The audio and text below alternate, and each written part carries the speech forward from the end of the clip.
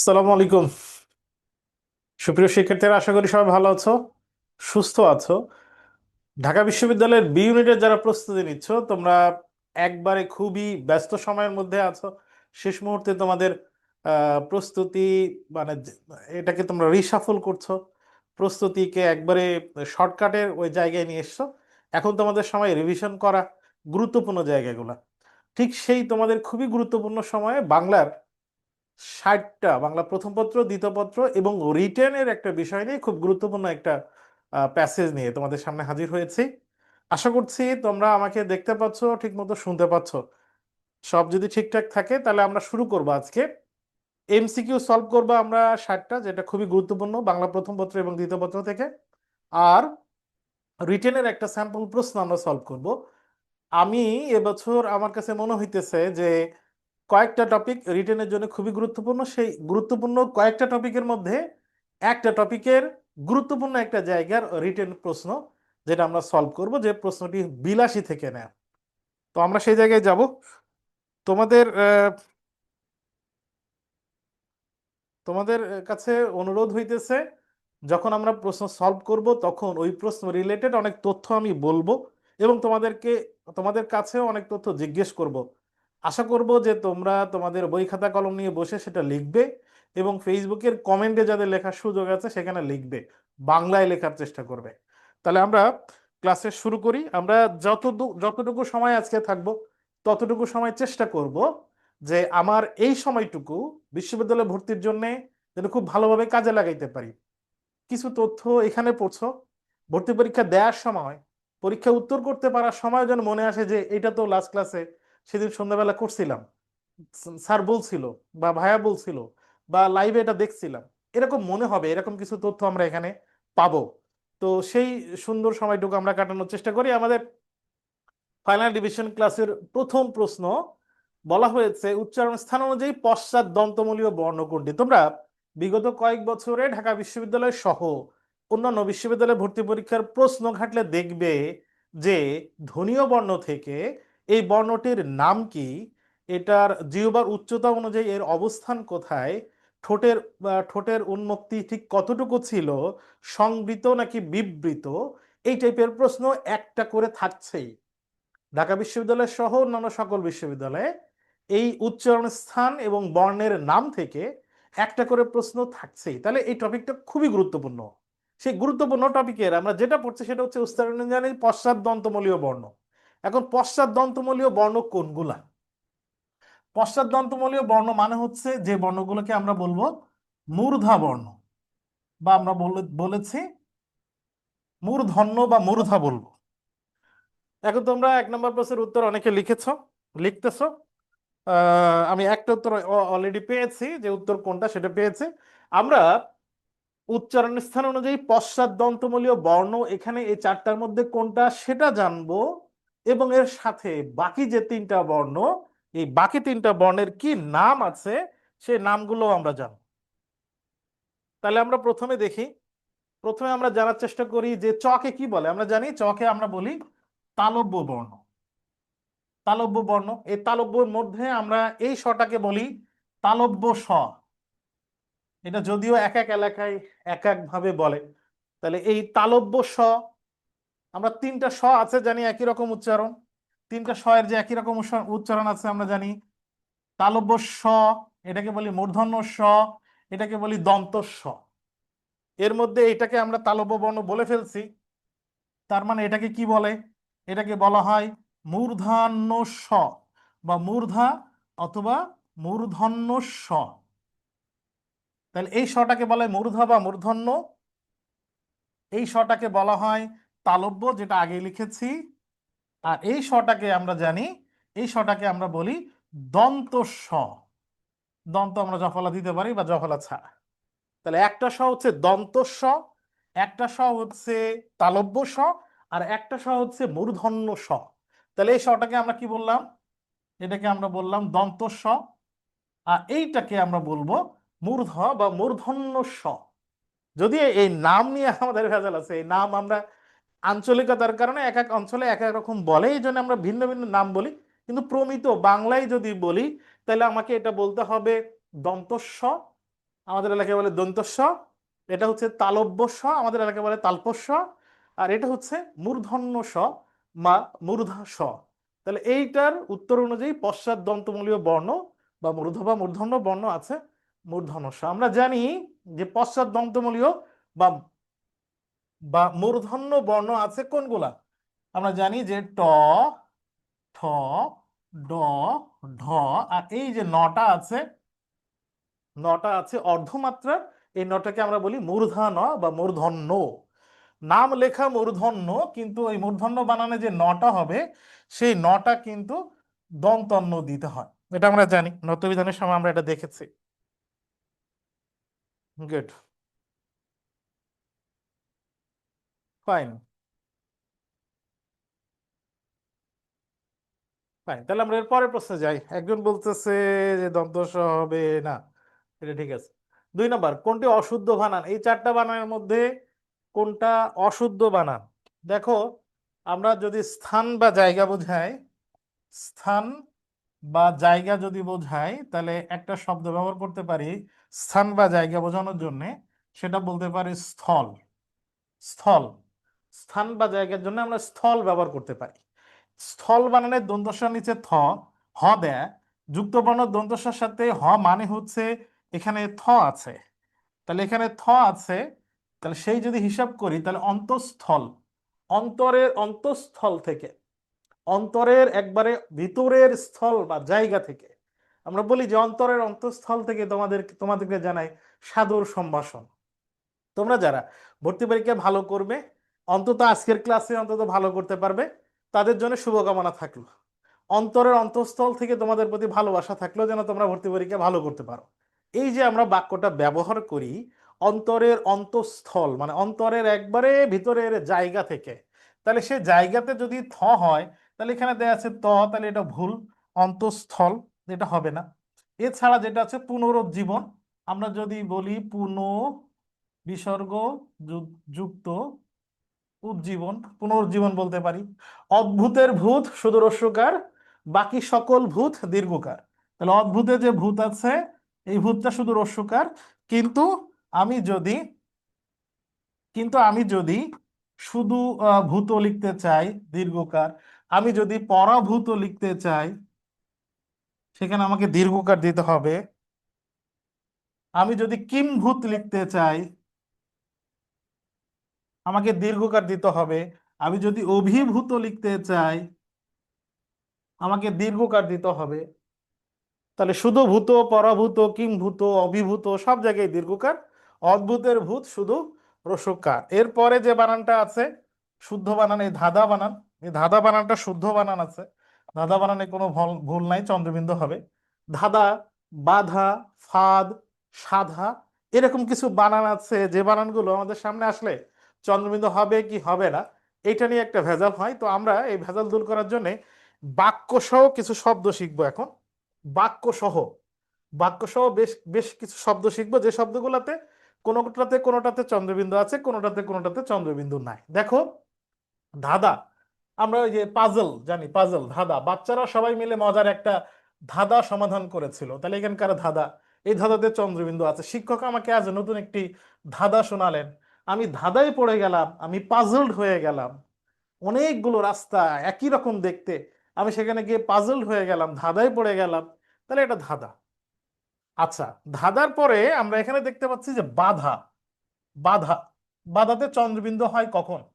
কৃষক মাঠে গরুগুলো খুঁটিতে বাধা অবস্থায় রেখেছে, এই বাধাকে আমি সঠিক ভাষায়, এই বাধাকে যদি আমি গ্রামের ভাষায় বলি তাহলে বলছি বান্ধা, যেটাকে আমরা বলি গাই বান্ধা। না, আমরা কথা বলার সময় বলি যে গাই বান্ধাতে গাই বান্ধা থাকে, বাধা থাকে। তাহলে ওই গাই বান্ধা বা গাই বাধা, এই বান্ধা থেকে আসছে বাধা। দড়ি দিয়ে নৌকোটি ঘাতে বাধা, এটাও বান্ধা থেকে আসছে। যেহেতু বান্ধা থেকে আসছে, নাসিক্য ধ্বনি উঠে গেছে, নাসিক্য বর্ণ, এই জন্য এখানে চন্দ্রবিন্দু হয়েছে। তাহলে আমরা দেখলাম। এরপরে বাধা চন্দ্রবিন্দু ছাড়া যদি হয়, বাধা যদি চন্দ্রবিন্দু ছাড়া হয় তাহলে কেমন হইতে পারে? তার পরিশ্রমের সামনে কোনো বাধা টিকলো না। তার মানে সে এত পরিশ্রম করছে, সে বি ইউনিটের প্রিপারেশন এত ভালো নিয়েছে, তোমাদের বাকি 1 সপ্তাহে এই কনফিডেন্সটা গ্রো করা দরকার। বারবার তোমরা বলার চেষ্টা করবে, আজকে আমাদের পেইড ব্যাচের ক্লাসে আমি এটা বলেছি, অনেকে ছিল না, বারবার এই কয়দিন তুমি যেটা করবা সেটা চেষ্টা করবা এরকম যে আমার যে প্রিপারেশন হয়েছে, ইনশাআল্লাহ লাখ লাখ পরীক্ষার্থী হোক আমি ফাটায় দেব, আমি সবাইকে হারিয়ে দেবো, আমি চান্স পাবোই। রিটেন যাই আসুক আমি লিখতে পারবো, আনকমন আসলেও পারবো।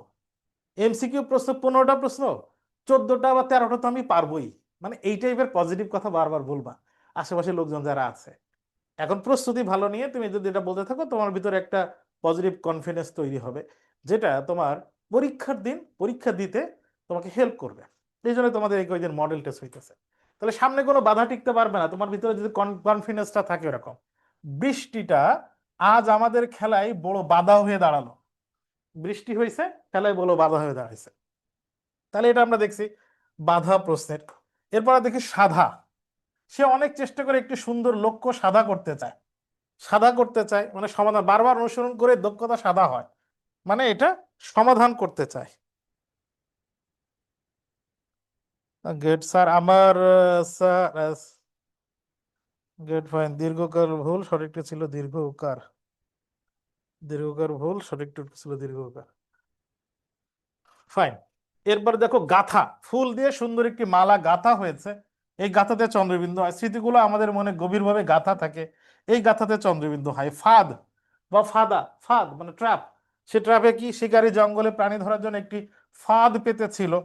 আমরা বলি না ফান্দে পড়ছে, ফান্দে পড়ছে, তা ফান্দ থেকে আসছে ফাঁদ। ফান্দ থেকে যেহেতু ফাঁদ আসছে, ফান্দ থেকে যেহেতু ফাঁদ আসছে, নাসিক্য ধ্বনি, নাসিক্য বর্ণ ন উঠে গেছে, তাই চন্দ্রবিন্দু হবে। ফান্দ থেকে আসছে।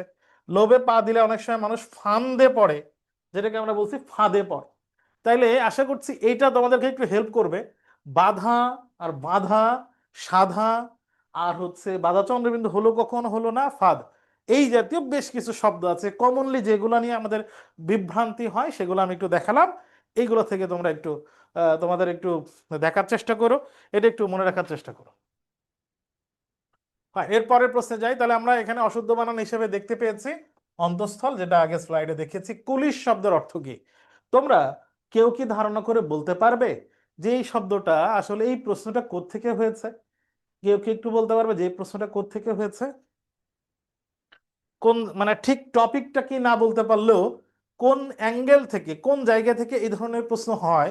বিগত কয়েক বছরে বি ইউনিটে তোমরা দেখবা ঢাবিতে যে তোমাদের শর্ট সিলেবাসের যে টপিকগুলো তোমরা পড়ে যাও, এই শর্ট সিলেবাসের টপিকগুলোর শব্দার্থ বা মূল রচনা বা কবিতার মধ্যে নেই এমন দু একটা শব্দার্থ আসতে দেখা যায়, থাকে না এমন দু একটা শব্দার্থ আমরা আসতে দেখি। সেটা আসলে আসে থেকে? সেরকম জায়গা থেকে এই প্রশ্নটা নেয়। কেউ কি বলতে পারবে সেটা আসলে আসে থেকে? একজন লিখেছে গদ্য থেকে। Good, good. একজন বলছে ফুল সিলেবাস থেকে। ফাইন, হ্যাঁ এটা ঠিক বলেছো, ফুল সিলেবাস থেকে।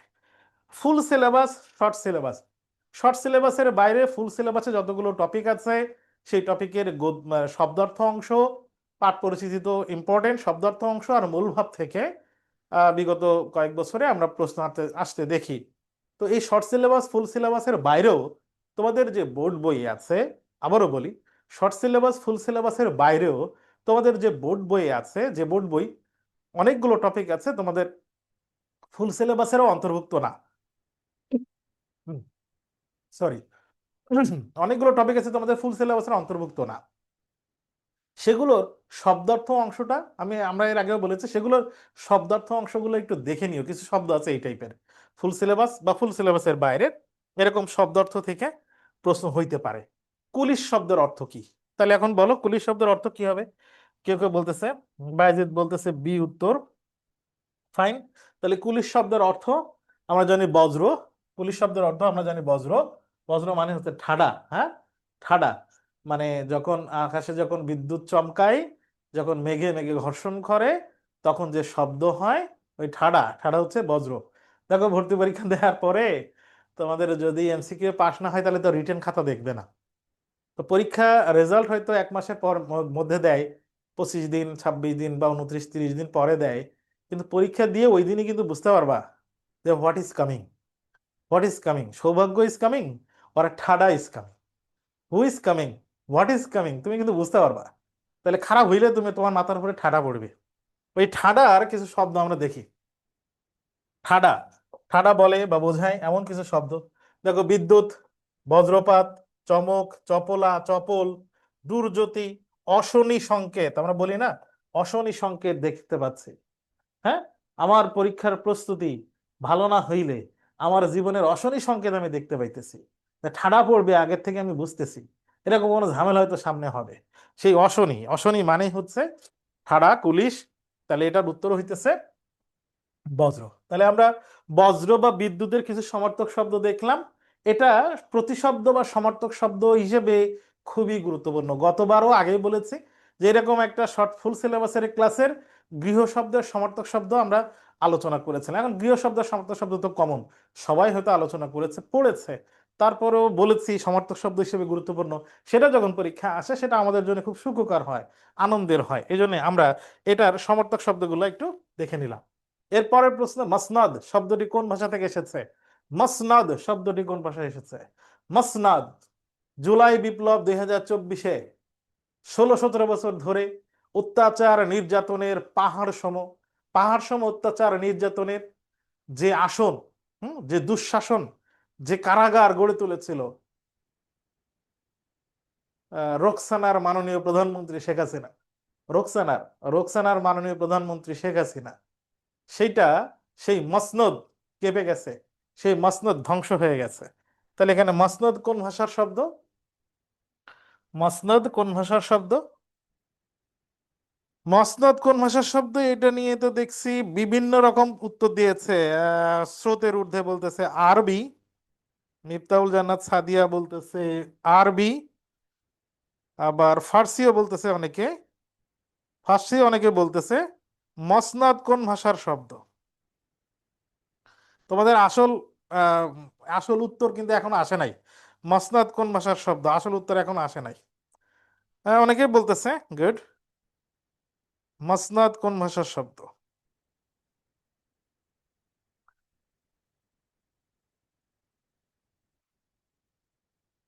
মসনদ, তাহলে এইটার উত্তর নিয়ে দেখছি রোকসানা কে আবার এইটার উত্তর নিয়ে তোমাদের বেশ ভেজাল আছে, বেশিরভাগ অংশটাই ঠিক বলতেছে। তাহলে মসনদ হচ্ছে ফার্সি ভাষার শব্দ, এটা উত্তর হবে ফার্সি, ফার্সি ভাষার শব্দ মসনদ। যদিও তোমরা ক্লু যদি খুঁজে থাকো তাহলে পাবা, এরকম অনেকগুলোই পাবা। তো আমরা মাসনাদ শব্দটি কোনো কোনো জায়গায় আরবিও আছে দেয়া, এটা সত্য। মাসনাদ কোনো কোনো জায়গায় আরবিও দেয়া আছে, এটা সত্য।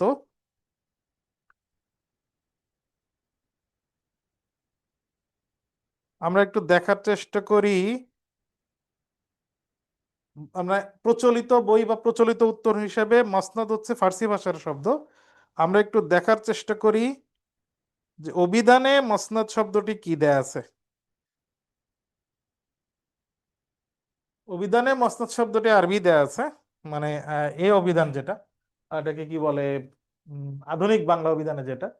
তাহলে মসনদ শব্দটি মানে প্রচলিত, তুমি উত্তর যত জায়গায় খুঁজবা সব জায়গায় মসনদ শব্দটি ফার্সি পাবা, কিন্তু মসনদ শব্দটি মূলত হবে আরবি ভাষার শব্দ। সঠিক উত্তর হচ্ছে আরবি। এখন আমরা আরবি ভাষার আরো কয়েকটা শব্দ একটু খুঁজি, যেরকম গত 16-17 বছর ধরে যা চলতেছিল, কিছু হইলেই, ফেসবুকে কিছু লেখালেখি হইলেই মানুষ কি করত? কিছুদিন আগে সাদিক খান যেটা নিয়ে খুব আলোচিত হইলো, মানুষ কি করত? মানুষ আদালতে যাইতো। হ্যাঁ, আদালতে যাইতো, আদালতের দ্বারস্থ হইতো, আদালতে যাইতো। আদালতে গিয়ে কি করতো মানুষ? মামলা করত, মামলা করত। আসল আদালতে কোন একটা বিষয় নিয়ে কেউ সাক্ষী দেয়, এই সাক্ষী নিয়ে তাকে কি দিতে হয়? সাক্ষীর জবানবন্দি দিতে হয়, জবান জবানবন্দি দিতে হয়। তাহলে এই যে জবানবন্দি, মামলা, আদালত, এই সবগুলো হচ্ছে আরবি ভাষার শব্দ। এখানে মাসনাদ শব্দটাও আরবি ভাষার শব্দ। তাহলে মাসনাদ আরবি ভাষার শব্দ। এই টাইপের আরো কয়েকটা আরবি ভাষার শব্দ আমরা শিখে নিতে পারি। আমি একটু দেখি যে তোমরা আরবি ভাষার শব্দ আরো দু একটা বলতে পারো কিনা। আরো দু একটা আরবি ভাষার শব্দ। গুড। হামিদুল হক শরীফ, উনি বলেছেন মসনদ মূলত আরবি শব্দ, তবে ফার্সিতে ব্যবহৃত হয়। আরবি ফার্সি দুইটা বানান রসই করা হবে। গুড। ফার্সিতে মসনাদ শব্দটি আসছে আরবি থেকে, এর মূল, কিন্তু ফার্সিতে ব্যবহৃত হয়। আমরা জানি আরবি এবং ফার্সির অনেক শব্দ আছে একাকার হয়ে গেছে। তাইলে এটা যদি পরীক্ষায় প্রশ্ন আসে তাহলে আমরা আরবি দেব উত্তর, কারণ অভিধানে আরবি দেয়। আরবি দেব উত্তর। আমি আরবি শব্দের আমি আরবি শব্দের আরো কিছু আরবি শব্দ লিখলাম। আদালত, মামলা, জবানবন্দি, তোমরা একটু কিছু আরবি শব্দ একটু লেখো। কিছু আরবি শব্দ একজন লিখেছে মিছিল, আরবি শব্দ।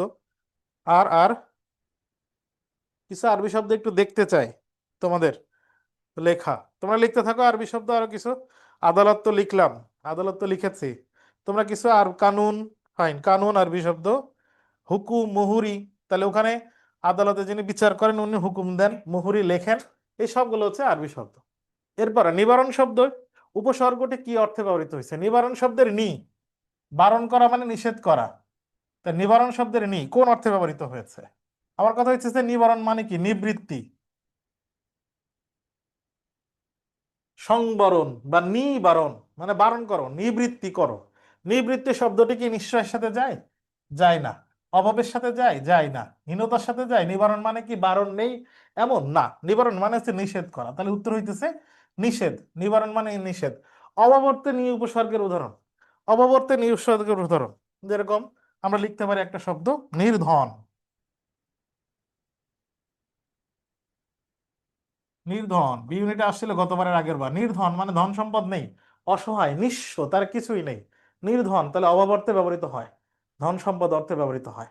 নিঃশঙ্কা, শঙ্কাহীন, এটাও অভাব অর্থে বা হীন অর্থে ব্যবহৃত হয়। Fine, good. তাহলে পাঁচের নিবারণ শব্দে কোন উপসর্গটি ব্যবহৃত হয়েছে? নিষেধ বা নিবৃত্তি অর্থে নিবারণ শব্দে নি উপসর্গটি ব্যবহৃত হয়েছে। এরপরে খাদির শব্দটির অর্থ কি? এই প্রশ্নটাও একই রকম, এটাও শব্দার্থ থেকে এসেছে আসা প্রশ্ন, শব্দার্থ থেকে আসা প্রশ্ন এবং ফুল সিলেবাস, ফুল সিলেবাসের শব্দার্থ থেকে আসা প্রশ্ন। এবং এই ফুল সিলেবাসের বাইরেও আমাদের ফুল সিলেবাস, শর্ট সিলেবাসের বাইরেও বেশ কিছু টপিক আছে, তার শব্দার্থ অংশগুলো আমি তোমাদেরকে একবার দেখে যেতে বলেছি, সেটা একটু দেখো। পানের সাথে খাই, হ্যাঁ, এমন হচ্ছে উদ্ভিদ বা পদার্থ থেকে তৈরি হয়। পানের সাথে খায় এক ধরনের মশলা, সেই মশলাকে খাদির বলে, আমরা সেটাকে বলি পানের সাথে খয়ের খাই, আমরা খয়ের বলি। আসবাব, জিনিস, ইশারা, সবুর, কুসুর, ফাইন, গুড। তাহলে 6 নম্বরের খাদির শব্দের অর্থ হচ্ছে খয়ের। এটা শব্দার্থর ফুল সিলেবাস পড়তে হবে, আগেও একটা প্রশ্ন ছিল, আবার একটা দেওয়া হয়েছে, এটা একটু ভালো করে খেয়াল করো। কোনটি নন তৎপুরুষ সমাসের উদাহরণ নয়? দেখো, নন তৎপুরুষ সমাসের উদাহরণ নয় চাইছে। অকৃতজ্ঞ, হ্যাঁ, কৃতজ্ঞতা নেই এমন। উপকারীর অপকার স্বীকার করে না এমন। অকৃতজ্ঞ মানে কৃতজ্ঞতা নেই এমন, তাই তো? তাহলে এই অকৃতজ্ঞ বললে আমরা কি এমন বুঝি কিনা যে উপকারীর উপকার স্বীকার করে, করে না, বা উপকারীর উপকার স্বীকার করে না এমন ব্যক্তি? তাহলে অকৃতজ্ঞ বললে তৃতীয় ব্যক্তিকে নির্দেশ করতেছে, তাহলে এটা হইতেছে নন বহুব্রীহি। এটা হচ্ছে নন বহুব্রীহি। আর বাকি যতগুলো আছে উদাহরণ, অনধিক, নয়, অধিক, এটা নন তৎপুরুষ সমাস। অগোচর, নয় গোচর মানে চোখের সামনে নেই, দেখা যাইতেছে না, এটা নন তৎপুরুষ সমাস। অনাচার মানে যা আচারের মধ্যে নেই, নয় আচার, আচারের মধ্যে নেই, মানে ব্যবহারযোগ্য না, ব্যবহারের মতো না, এরকম। বাকি সবগুলো হচ্ছে নন তৎপুরুষ সমাস। আর অকৃতজ্ঞ হচ্ছে নন বহুব্রীহি সমাস। তাহলে এখানে নন তৎপুরুষ সমাসের উদাহরণ নয়, এটার উত্তর হইতেছে প্রথমটা, অকৃতজ্ঞ। এটার উত্তর হবে 7 নম্বর, উত্তর হচ্ছে অকৃতজ্ঞ। 6 নম্বরটা কি ছিল উত্তরে নোট নিতাম, ক্লাসটা আবার ভালো করে দেখলে পাবা। নিচের কোনটি বিশেষ্য পদ? জানো, তোমরা জানো যে এই বিশেষ্য বিশেষণ বা ব্যাকরণিক শ্রেণী থেকে প্রশ্ন হবে। তাহলে ব্যাকরণিক শ্রেণী খুব গুরুত্বপূর্ণ, ব্যাকরণিক শ্রেণী থেকে প্রশ্ন হবে, এটা একটু পড়তে হবে। এবং বিশেষ্য বিশেষণ চেনা, একটা বাক্য বা একটা শব্দ দিয়ে বা শুধু একটা শব্দ দিল, তার বিশেষ্য থেকে বিশেষণে রূপান্তর বা বিশেষণ থেকে বিশেষ্যে রূপান্তর বা বিশেষ্য নাকি বিশেষণ, এটা আইডেন্টিফাই করা, এই চিনতে পারা, এই প্রশ্ন খুবই গুরুত্বপূর্ণ। এখান থেকে প্রশ্ন হইতে পারে, হবে, যেটা রিটেনের জন্য গুরুত্বপূর্ণ, এমসিকিউ এর জন্য গুরুত্বপূর্ণ। আমরা জানি যে এখানে যে অপশনগুলো আছে কোনটি বিশেষ্য পদ। আমরা দেখেছি মেঘমালা, আমরা জানি যে মেঘের বহুবচন হইলে মেঘমালা হয়। তাহলে মেঘ যদি বিশেষ্য হয় তাহলে মেঘমালা এটাও বহুবচন, এটা বিশেষ্য, তাহলে এটা বিশেষ্য পদ, এটাই হইতেছে উত্তর। বাকি যেগুলো আছে সে জায়গায় আমরা হিসাব করি। মেঘ বরণ কেশ, আমরা যদি বলি মেঘ বরণ কেশ, তাহলে মেঘ বরণ কেশ মানে চুল অনেক, তাহলে এখানে কেশকে মডিফাই করছে মেঘ বরণ, তার মানে এটা বিশেষণ পদ। আমরা দেখছি মেঘ মুক্ত, আমরা বলতে পারি যে মেঘ মুক্ত আকাশ, মেঘ মুক্ত আকাশ। তাহলে আকাশটা কেমন? মেঘ মুক্ত। তাহলে এখানে কেমন দিয়ে প্রশ্ন করতে পারছি, মেঘ মুক্ত, তাহলে এটাও বিশেষণ পদ। মেঘলা আকাশ বা মেঘলা দিন আমরা বলতে পারি, মেঘলা দিন। শীতকালে নর্মালি তো মেঘলা দিন না, বর্ষাকালে প্রায়ই আমরা রাস্তায় বের হলে মেঘলা দিন দেখতে পাই না, আকাশে মেঘে ঢাকা। তাহলে এখানে দিনকে মডিফাই করছে কেমন দিন, মেঘলা। তাহলে এটাও আমরা দেখতে পাচ্ছি বিশেষণ পদ। তাহলে মেঘ বরণ, মেঘ মুক্ত, মেঘলা, এই তিনটা বিশেষণ পদ। আর মেঘমালা হচ্ছে মেঘের বহুবচন, এইটা বিশেষ্য পদ। তাহলে প্রত্যুত্ত হইতেছে বিশেষ্য পদ প্রথমটা। 9 নাম্বার, পরীক্ষায় উত্তীর্ণ হওয়ার জন্য এখন থেকে তোমার পড়া উচিত। দেখো আমাদের এই এই এই বাক্যটার বলেছে যৌগিক রূপ কি হবে। বাক্যের যখন রূপান্তর থেকে প্রশ্ন হয় তখন মনে রাখতে হবে বাক্যের রূপান্তর আমি এমন ভাবে করব যে যে বাক্যে আমাকে রূপান্তর করতে বলেছে, যে স্ট্রাকচার নিতে বলেছে, সেই স্ট্রাকচারটা ফুলফিল করেছে কিনা, আবার বাক্যের কোনো একটা শব্দ বা কোনো একটা অংশ মিসিং আছে কিনা এটা খেয়াল করতে হবে। দেখো এখানে বলেছে পরীক্ষায় উত্তীর্ণ হওয়ার জন্য এখন থেকেই তোমার পড়া উচিত। এই বাক্যটা যেহেতু একবার বলে শেষ করা গেছে, তাহলে এই বাক্যটাকে আমরা বলবো সরল বাক্য। এই বাক্যটা যেভাবে আছে এটা হচ্ছে সরল বাক্য। এখন এই সরল বাক্যটাকে আমাকে যৌগিক বাক্যে নিতে হবে, যৌগিক বাক্যে। এখন থেকেই তোমার পড়া উচিত, তবেই পরীক্ষায় উত্তীর্ণ হতে পারবে। এখন থেকেই তোমার পড়া উচিত, তবেই পরীক্ষায় উত্তীর্ণ হওয়ার জন্য তারা পরীক্ষায় উত্তীর্ণ হতে পারবে। তাহলে আমরা দেখছি যে এই বাক্যটা ঠিক আছে। এখন থেকেই তোমার পড়া উচিত এই পর্যন্ত যদি আমি থেমে যাই, এখন থেকেই তোমার পড়া উচিত এই পর্যন্ত যদি আমি থেমে যাই, তাহলে এটা একটা স্বাধীন বাক্য হইতে পারে। তাহলে আমরা জানি যৌগিক বাক্যে একাধিক অংশ যে থাকে প্রত্যেকটা অংশ স্বাধীন হইতে হয়, ফুলফিল করতে হয় তার মিনিং, তবেই পরীক্ষায় উত্তীর্ণ হতে পারে। আমরা একটা সিম্বল দেখতে পাচ্ছি যৌগিক বাক্যের সিম্বল, তবেই।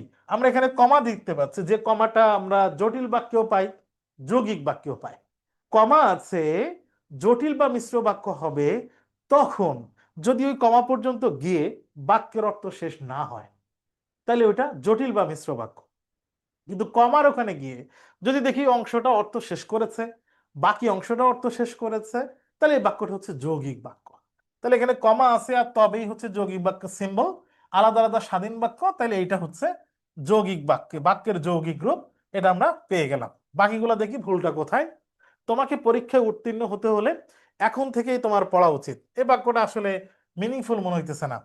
তোমাকে পরীক্ষায় উত্তীর্ণ হতে হলে এখন থেকেই তোমার পড়া উচিত, উত্তীর্ণ হতে হলে এই পর্যন্ত যদি যায়, এই বাক্যটা কি শেষ হয়েছে না, তাহলে এটা জটিল বা মিশ্র বাক্য। পরীক্ষা, তোমাকে পরীক্ষা উত্তীর্ণ হলে এখন থেকে তোমার পড়া উচিত, এখানে কমা হবে, দিয়ে এটা হবে জটিল বা মিশ্র বাক্য। হইতেছে না। তোমার পড়া উচিত এবং তুমি পরীক্ষায় উত্তীর্ণ হতে পারবে। দেখো তোমার পড়া উচিত এটাও স্বাধীন বাক্য, আবার তুমি পরীক্ষায় উত্তীর্ণ হতে পারবে এটাও স্বাধীন বাক্য। দুইটা অংশ স্বাধীন বাক্য আছে, আবার এখানে এবং আছে। তাহলে সব দেখে কিন্তু হিসাবে কিন্তু এইটাকে আমরা মনে করতে পারি যে এটা যৌগিক বাক্য। কিন্তু তোমার পড়া উচিত এবং তুমি পরীক্ষা উত্তীর্ণ হতে পারবে, এখানে যে এখন থেকেই কথাটা আছে সেটা কি এখানে আছে? উত্তর হইতেছে না, এখানে তো মিসিং আছে। তার মানে এটা ফুলফিল করতেছে না। তোমার পড়া উচিত তাহলেই তুমি পরীক্ষা উত্তীর্ণ হতে পারবে, এখানেও কি এখন থেকে অংশটা কি এখানেও আছে? আমরা দেখতে পাচ্ছি যে না, এখানে বাক্যের পুরো অংশটা নাই। তাহলে এটা উত্তর, এই দুইটা উত্তর হবে না, কারণ বাক্যের যত অংশ আছে সবগুলো জিনিস এখানে নাই। এটা জটিল বা মিশ্র বাক্য, আর এটা যৌগিক বাক্য। উত্তর হইতেছে প্রথমটা। একাধিক স্বাধীন বাক্য মিলে যৌগিক বাক্য হয়। গুড। 10 নম্বর প্রশ্ন, ঝড়ো কাক বাগধারাটির অর্থ কি? ঝড়ের মধ্যে পড়ছে, বিশাল ঝড়ের মধ্যে পড়ছে কাক, তাহলে এমন কাকের অবস্থা কি? মনে করো যে সকালবেলা ঘুম থেকে উঠে গেছিল ধান কাটতে, ভোরবেলা ধান কেটে আসছে, এসে 8টার সময় ক্লাস করছে, 8টার সময় ক্লাস করছে, ফিজিক্যাল ক্লাস, অফলাইনের ক্লাস, ক্লাস করছে, ক্লাস থেকে আসছে, এসে দুপুরে খাওয়া দাওয়া করছে, আবার অনলাইনে ক্লাস শুরু হয়েছে, ক্লাস করছে, এরপর আবার পরীক্ষা, এরপর আবার সন্ধ্যাবেলা গেছে সে মানে কোন একটা কাজ করতে, এই ব্যস্ততার মধ্যে আছে, খুব ঝামেলার মধ্যে আছে, ঝড়ের মধ্যে পড়ছে এমন কাক, ঝড়ো কাক, তার মানে কি দুর্দশাগ্রস্ত ব্যক্তি, খুব খারাপ ঝামেলার মধ্যে আছে এমন ব্যক্তি, ঝড়ো কাক। আপনার দুঃসাহসের সীমা নেই, সিরাজউদ্দৌলা উপন্যাসে কার দুঃসাহসের কথা বলা হচ্ছে? আপনার দুঃসাহসের কথা, দুঃসাহসের কিনে দেখো এই নাটক বা উপন্যাস থেকে তোমরা দেখবা যে এই টাইপের প্রশ্ন, নাটক প্লাস উপন্যাস থেকে এই টাইপের প্রশ্ন হবে, যে একটা বাক্য দিয়ে বলা থাকবে যে এটা কার সম্পর্কে বলা হচ্ছে, অথবা এই বাক্যটি কে বলেছেন। এজন্য নাটক উপন্যাস আমরা যেভাবে তোমাদেরকে পড়িয়েছি লাইন বাই লাইন ধরে, আশা করছি তো এভাবে পড়লে তোমরা পেরে যাবে। এবং এই প্রশ্নটা খুবই সহজ, সবাই এই প্রশ্নের উত্তর পারতেছে। 10-এর উত্তর খ। গুড। এটার এখনো 10-এ আছো? 10-এর উত্তর তো অনেক আগে শেষ হয়ে গেছে। আমি একটা 11 নম্বর দেখি। আপনার দুঃসাহসের সীমা নেই সিরাজউদ্দৌলা উপন্যাসে। সিরাজউদ্দৌলা উপন্যাস হয়েছে, এখানে হবে নাটক। সরি, এটা মিস্টেক হয়েছে। আপনার দুঃসাহসের সীমা নেই সিরাজউদ্দৌলা নাটকে কার দুঃসাহসের কথা বলা হয়েছে? 11 নম্বর প্রশ্নের উত্তর। যেহেতু ফেসবুকের কমেন্ট একটু দেরি করে আসে, তার মানে এখনো পর্যন্ত আমি উত্তর একটা পেয়েছি। 11-র খ। আব্দুল জলিল বলতেছে খ। শেখ হাসান শান্ত বলতেছে 11-র উত্তর এ না। 11-র উত্তর এ না। আরেকজন বলছে 11-র উত্তর ডি।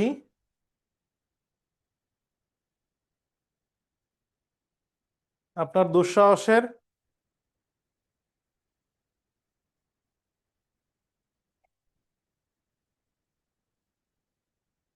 Good, fine.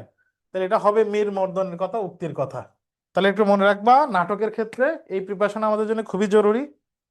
নাটকের ক্ষেত্রে এই প্রিপারেশন আমাদের জন্য খুবই জরুরি, যে একটা উক্তি, সে উক্তিটি কে করেছেন বা কার সম্পর্কে করেছেন, এই টাইপের তথ্য বা এই টাইপের প্রিপারেশন আমার নেওয়া জরুরি। 12, নবাবের পতন হলে কার জন্য সিপাহ সালার পদ নির্দিষ্ট থাকার কথা বলা হয়েছে? নবাবের পতন হলে কার জন্য সিপাহ সালার পদ নির্দিষ্ট থাকার কথা বলা হয়েছে? তোমরা 12-র উত্তর কি এটা লিখবা? নবাবের পতন হলে কার জন্য সিপাহ সালার পদ নির্দিষ্ট থাকার কথা বলা হয়েছে? নবাবের পতন হলে। তাহলে এটাও নাটক থেকে নেয়া, নাটক বা উপন্যাসের এই উক্তি কে বলেছেন, কার সম্পর্কে বলেছেন, এই টাইপের প্রশ্ন বা এই টাইপের প্রশ্ন হবে।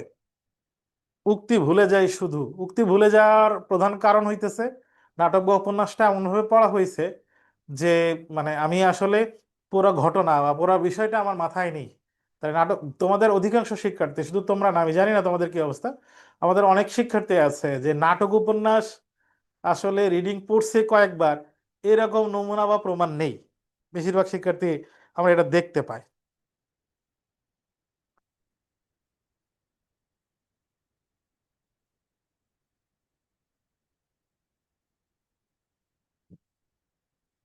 আমি উত্তর এক একজনের এক এক রকম উত্তর দেখতেছি। এক একজনের এক এক রকম উত্তর দেখতেছি এখনো পর্যন্ত।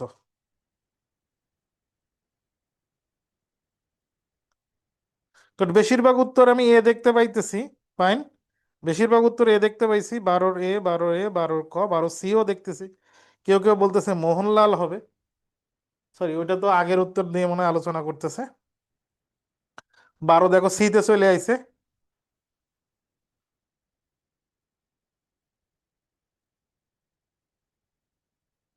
12 নম্বরের উত্তর এ। এ। এ। গুড।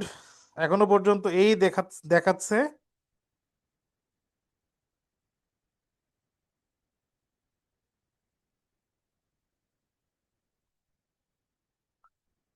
ফাইন। 11 নম্বরের উত্তর আমার মনে হয় ভুল দেখানো হয়েছে। সরি, 11 নম্বর উত্তর মোহনলাল হবে। সরি, এটা ভুল দেখানো হয়েছে। সরি, মিস্টেক ছিল। 11 নম্বর উত্তর মোহনলাল হবে। 12 নম্বরের উত্তর হচ্ছে রায়দুল্লভ। নবাবের পতন হলে কার জন্য সিপাহ সালার পদ নির্দিষ্ট করা হবে? এটা রায়দুল্লভ। রায়দুল্লভ, এটা কমন তথ্য এবং নাটকের মধ্যে থেকে আসা প্রশ্ন। আমরা পরের প্রশ্নে যাই। মেয়েটির বয়স ড্যাশ কি ড্যাশ হইবে? প্রথম কথা হইতেছে, এই প্রশ্নের উত্তর কোনটা সেটা পড়ার আগে তোমাদেরকে লিখতে হবে। এই প্রশ্নের উত্তর করতে পারার আগে তোমাদের লেখা জরুরি হইতেছে যে এটা নেওয়া হয়েছে কোত্থেকে। জেরিন খান, আমি 11 নম্বরটা কারেকশন করে দিয়েছে। এই প্রশ্নের উত্তর করতে পারার আগে তোমাদের কাজ হইতেছে এই প্রশ্নটা নেওয়া হয়েছে কোত্থেকে।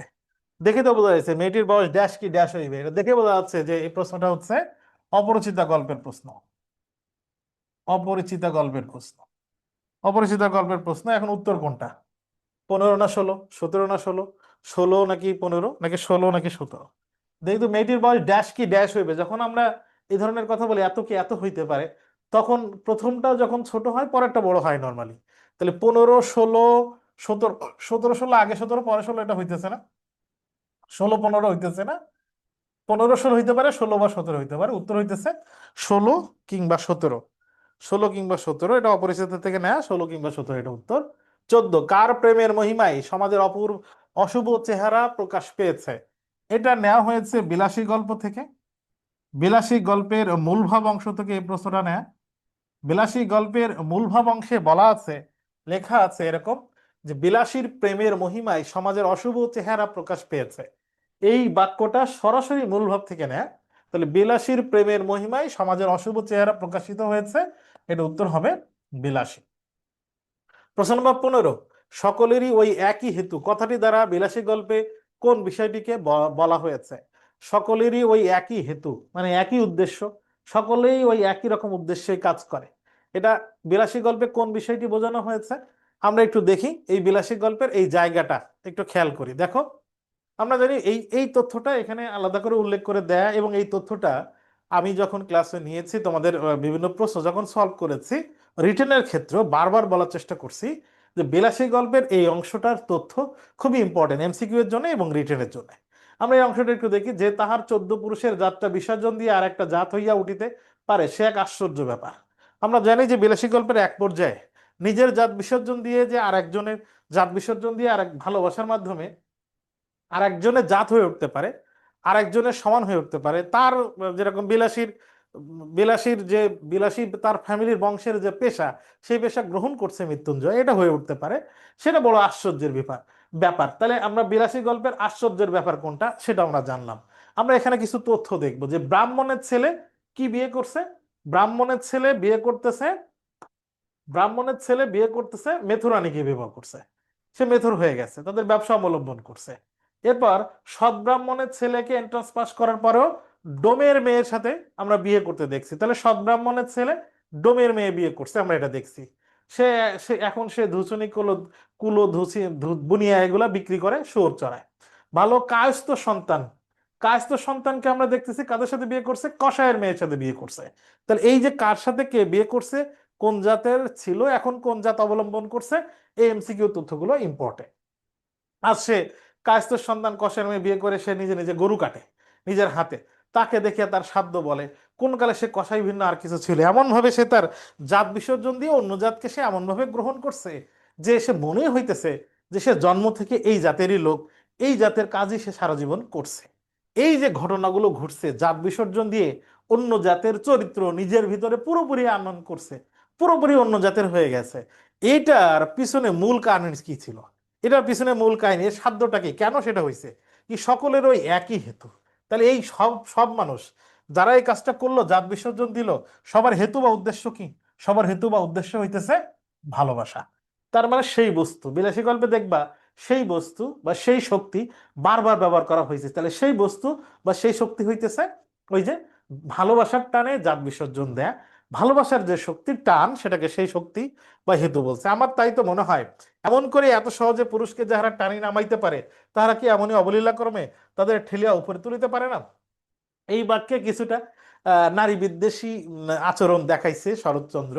এই জায়গায় নারী বিদ্বেষ টাইপের কথা, যদিও এর পরের অংশে উনি মিনিমাইজ করে ফেলছে, যদিও পুরা গল্পে সে বিলাসী চরিত্রটাকে খুবই গুরুত্ব দিয়েছে, বিলাসী চরিত্রের মাহাত্ম্যও তুলে ধরেছে ভালোবাসার টানে, সে কি কি বিসর্জন দিয়েছে, তার যে সংগ্রাম যুদ্ধ ছিল, টোটাল গল্পে সে বিলাসী চরিত্রটাকে বেশ গুরুত্ব দিয়েছে ঠিকই।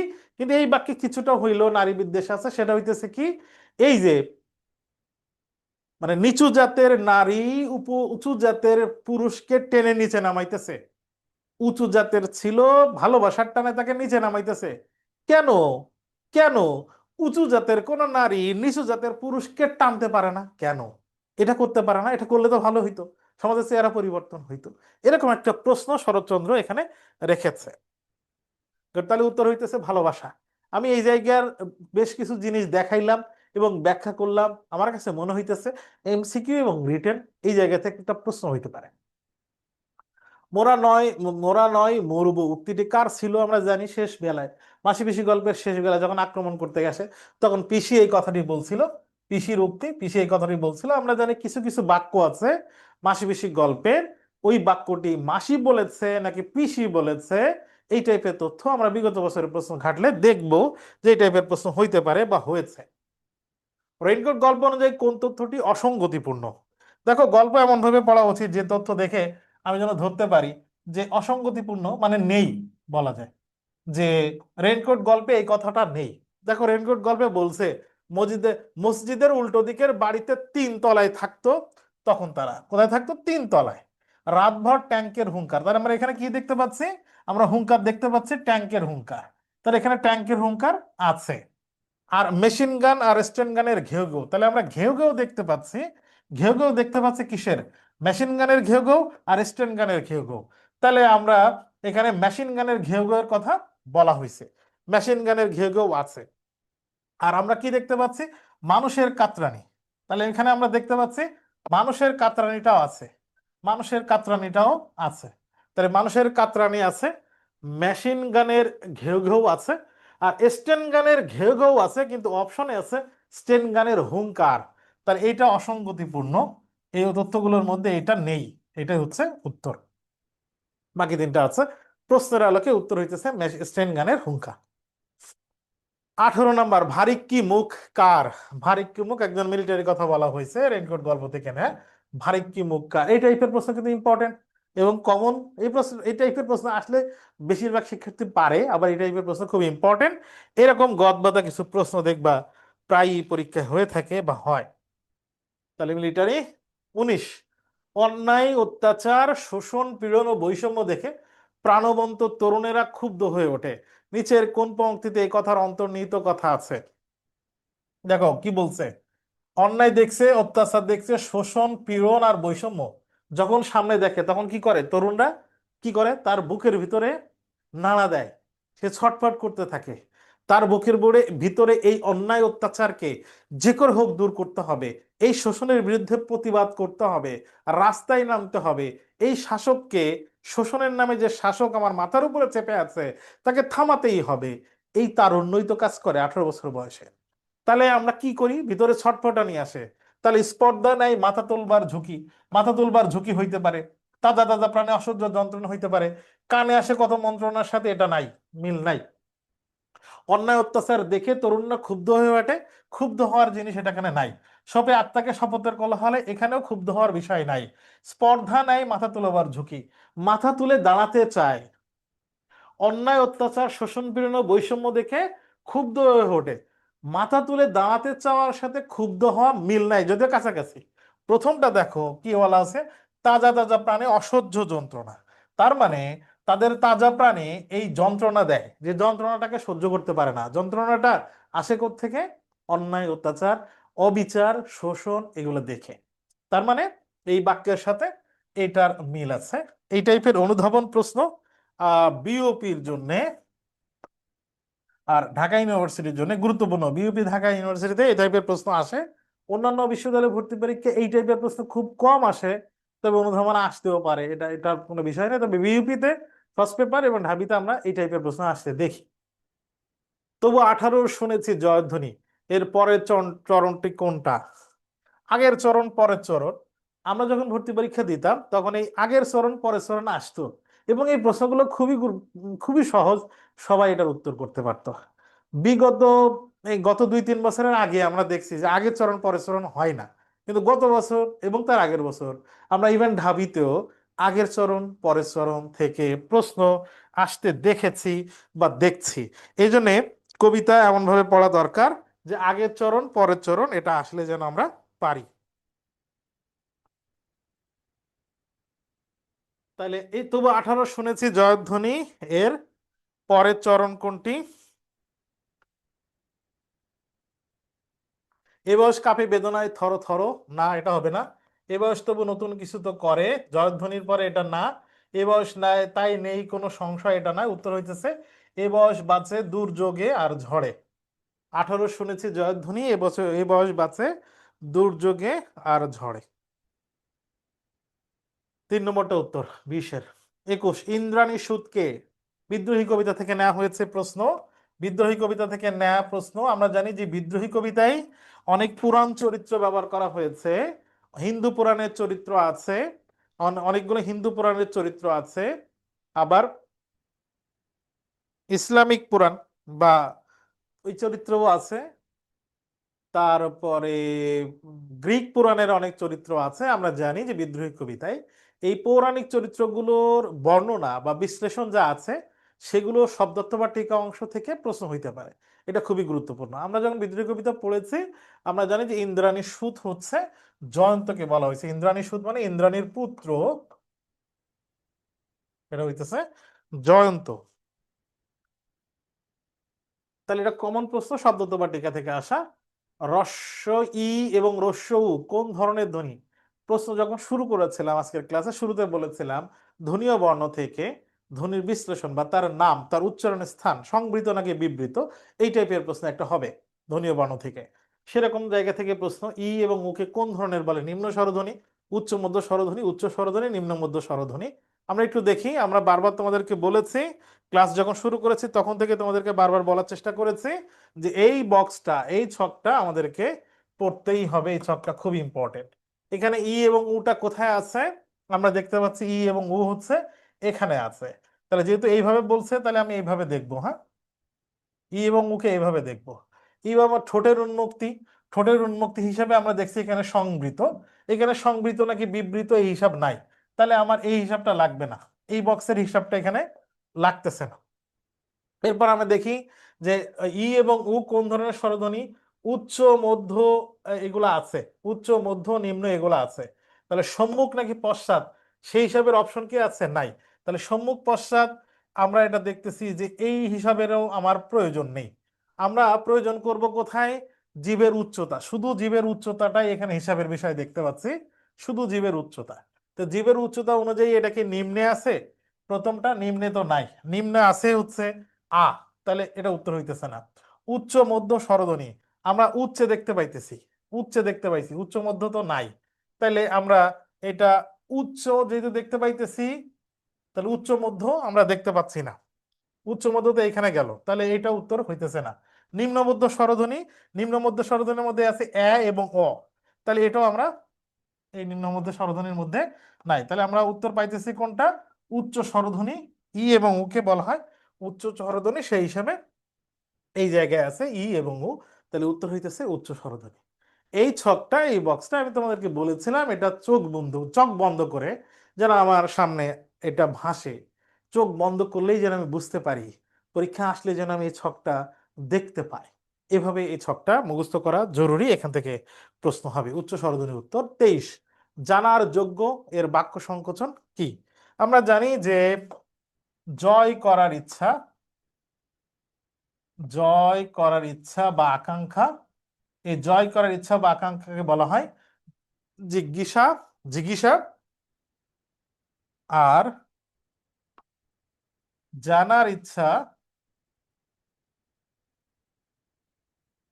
জানার ইচ্ছা হইলে সেটাকে আমরা বলি জিজ্ঞাসা। আর জিজ্ঞাসু এমন ব্যক্তি, জানতে চায় এমন, জানতে চায় এমন বা জানার যে আগ্রহ এটাকে বলা হয় জিজ্ঞাসু। আমরা বলি জিজ্ঞাসু ব্যক্তি, মানে আমি সামনে এমন একজন ব্যক্তিকে দেখলাম, চেহারা দেখে মনে হইতেছে ও আমার কাছে কিছু জানতে চায়, তাহলে ওকে আমরা বলবো জিজ্ঞাসু অতিথি বা জিজ্ঞাসু ব্যক্তি। তাহলে জানতে চায় এমন, এটা হলো জিজ্ঞাসু। এরপরে উত্তর হইতেছে জ্ঞাতব্য। এই জ্ঞাতব্য মানে হচ্ছে জানার যোগ্য। দেখবা অনেক সময় বইয়ে, ব্যাকরণ বই বলো বা অন্য বইয়ে, অনেক আলোচনার পরে নিচে লেখা থাকে জ্ঞাতব্য, এরকম এরকম কিছু লেখা থাকে। এর মানে হচ্ছে এইগুলো তো তোমাকে দেখানো হচ্ছে, শেখানো হচ্ছে, পড়ানো হচ্ছে, তুমি আরো কিছু বিষয় আছে যে তোমার এর সাথে, মানে এর সাথে আরো কিছু বিষয় সারাউন্ডিংস হিসেবে অ্যাটাচড করে দেয়া আছে, সংযুক্তি, যে জানার যোগ্য আরো কিছু বিষয়, সেটাকে জানার যোগ্য, সেটাকে বলা হয় জ্ঞাতব্য। কাগজওয়ালা শব্দটি কোন ভাষার শব্দের সমন্বয়ে গঠিত? যখন এই প্রশ্নটা প্রথম সামনে আসে তখন আমাদের মনে রাখতে হবে ওয়ালা, ওয়ালা, ওয়ান, ওয়ালা এগুলো সব কি শব্দ? এগুলো সব হচ্ছে হিন্দি ভাষার শব্দ, এগুলো সব হিন্দি ভাষার শব্দ। তাহলে এটা যদি হিন্দি ভাষার শব্দ আসে, শেষে এইখানেই হিন্দি আছে, বাকি কোনো জায়গায় হিন্দি নাই, তাহলে এটা উত্তর হইতেছে দেশি বাংলা না আরবি। কাগজ কোন ভাষার শব্দ না জানলেও কিন্তু আমরা এটা যে উত্তর এটা কিন্তু বুঝে যাইতেছে, কারণ ওয়ালা হিন্দি খুবই কমন। ওয়ালা হিন্দি হইতেছে, কাগজ কোন ভাষার শব্দ না জানলে আমরা একটা পারছি, তাহলে কাগজ হচ্ছে ফার্সি শব্দ, তাহলে ফার্সি আছে এখানে, উত্তর হইতেছে ফার্সি প্লাস হিন্দি, কাগজওয়ালা ফার্সি প্লাস হিন্দি। 25 আউটলুকের অর্থ কি? আউটলুক মানে হচ্ছে দৃষ্টিভঙ্গি। তাহলে এটা নেওয়া হয়েছে তো পারিভাষিক শব্দ। তাহলে মনে রাখবা পারিভাষিক শব্দ। সামনের দিনগুলো যতদিন আছে 5-7 দিন, এই 6 দিন একটু পারিভাষিক শব্দ চোখ বোলাবা, ভালো করে গুরুত্ব দিবা, পারিভাষিক শব্দ ইম্পর্টেন্ট। নিচের কোনটিতে বিশেষ নিয়মে লিঙ্গান্তর ঘটেছে? দেখো কর্তা, কর্তৃ শব্দটা শেষে প্রত্যয় যুক্ত শব্দ পরিবর্তন করে মহৎ, মহতি, এই শব্দ থেকে এই শব্দ যে আইসে দেখে বোঝা যাচ্ছে। সৎ, সতী এখান থেকে যেখানে আসছে দেখে বোঝা যাচ্ছে। কিন্তু রাজা আর এর বিপরীত, রাজা পুরুষবাচক শব্দ, এর স্ত্রীবাচক শব্দ রানী, দুইটা ভিন্ন শব্দ। রাজা রানী, রাজনী থেকে আসছে, রাজা থেকে রানী। তাহলে এটা বিশেষ নিয়মে লিঙ্গান্তর ঘটেছে। নতুন 9-10 ব্যাকরণ বই লিঙ্গ এই পুরুষ স্ত্রীবাচক শব্দের এই আলোচনায় বিশেষ নিয়মে সাধিত লিঙ্গান্তর এরকম উদাহরণের মধ্যে রাজা থেকে রানী এটা উত্তর দেওয়া হয়েছে। ছেলেটি খুব ভয়ানক ভালো গান গায়। দেখো ভালো জিনিসটা কি ভয়ানক হইতে পারে? ভালো মানে ভালো জিনিসটা কি ভয়ঙ্কর হইতে পারে? তাহলে এখানে এই যে ভালো গান গাইছে, এটা এই ভয়ানক শব্দটা কোন ধরনের ভুল আছে? বাক্য গঠনজনিত, শব্দের অপপ্রয়োগ, বাচ্যজনিত। বাচ্যজনিত ভুল হইতো যদি এক বচন বহু বচন জনিত ঝামেলা। এখানে এটা কি কি ভুল নেই? এটা উত্তর হচ্ছে না, কারণ এখানে তো ভুল আছে।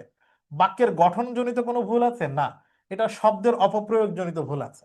ভয়ানক ভালো, সুন্দর গান গাইতে পারে, ভালো গান গাইতে পারে, সুরেলে গান গাইতে পারে, ভয়ানক ভালো হইতে পারে না, এখানে শব্দের অপপ্রয়োগ জনিত ভুল। ইস্পাত কোন ভাষার শব্দ? ইস্পাত পর্তুগিজ ভাষার শব্দ। আমি একটু কিছু পর্তুগিজ ভাষার শব্দ দেখতে চাই এখন। পর্তুগিজ শব্দ দেখতে চাই তোমাদের কাছ থেকে, কিছু পর্তুগিজ শব্দ আমি এখন দেখতে চাই। আমি জানি কমেন্ট যেহেতু দেরি হবে, তাহলে পর্তুগিজ শব্দ তোমরা লিখবা, যখনই জানতে পারবা। আমি কিছু পর্তুগিজ শব্দ এখানে লিখবো, তোমরা কমেন্ট করবা, সেগুলো এখানে লিখতে চাই, যাতে করে পরীক্ষায় পর্তুগিজ শব্দ আসলে আমরা পারি। সেই জায়গায় যাবো, যেহেতু কমেন্ট একটু পরে যাবে, যে তোমরা লিখো, তোমরা বলবা, তারপর আমি আবার এই প্রশ্নে আসবো। পরের প্রশ্নে যাই। মূর্ধন্য ষ এর অশুদ্ধ প্রয়োগ ঘটেছে নিচের কোন শব্দে? কোন শব্দে মূর্ধন্য ষ এর অশুদ্ধ প্রয়োগ হয়েছে, মানে ভুল হয়েছে? পোষ বানানে মূর্ধন্য ষ ঠিক আছে, পুরুষ বানানে মূর্ধন্য ষ ঠিক আছে, পৌষ্টিক বানানে মূর্ধন্য ষ ঠিক আছে, পৌষ্টিক গ্রন্থি মূর্ধন্য ষ ঠিক আছে, কিন্তু পোশাক একটা ফার্সি শব্দ, পোশাক ফার্সি শব্দ, তাহলে এখানে আর সত্যবিধান প্রযোজ্য হবে না। পোশাক বানানটা হচ্ছে এরকম, পোশাক বানানটা হচ্ছে এরকম। তাহলে এখানে মূর্ধন্য ষ হইছে, কিন্তু মূর্ধন্য ষ হবে না, কারণ আমরা জানি বিদেশি শব্দ বা ফার্সি শব্দে সত্য বিধান প্রযোজ্য হয় না। তাহলে পোশাক। এবার আমরা যেখানে ছিলাম, পর্তুগিজ শব্দ, ফাইন, এই তো অনেকেই লিখেছে, পর্তুগিজ ভাষার শব্দ অনেকেই লিখেছে। আমি এখানে দেখতে পাচ্ছি আনারস, ফাইন, আনারস পর্তুগিজ শব্দ, খুব কমন। তামাক পর্তুগিজ শব্দ, ফাইন, আনারস। সাবান, আলমারি, গুড, সাবান, আলমারি।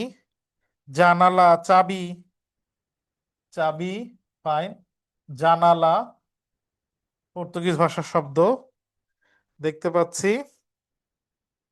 বুলেটিন, কামিজ, এগুলো পড়তেছি পর্তুগিজ ভাষার শব্দ। তাহলে আমরা বেশ কিছু পর্তুগিজ ভাষার শব্দ শিখলাম, এবং এই তোমাদের শব্দের কমেন্ট যখন করছো তার মধ্যে আমরা মূর্ধন্য ষ এর অশুদ্ধ প্রয়োগের একটা প্রশ্ন সলভ করে ফেললাম। পেয়ারা, জলপাই, গামলা, চাবি, জানালা, গুড, গুড। তাহলে এখানে উত্তর হইতেছে পোশাক। পশ্চিম শব্দের শুদ্ধ প্রকৃতি প্রত্যয়। আমরা জানি যে শব্দের শেষে ম অথবা ইমা থাকলে, ম অথবা ইমা থাকলে এখানে প্রত্যয় দিতে হয় ইমন, ইমন অথবা ইম প্রত্যয় দিতে হয়।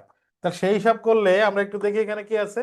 পশ্চাৎযুক্ত ইম, পশ্চিম মানে কি পশ্চাৎযুক্ত ইম, পশ্চাৎযুক্ত ইম এটা হইতে পারে না, পশ্চাৎযুক্ত ইম হইতে পারে না, পশ্চাতে ত হইতে পারে না। তাহলে পশ্চাৎযুক্ত ইম অথবা ইমন, এই প্রত্যয় যুক্ত হবে পশ্চিমে।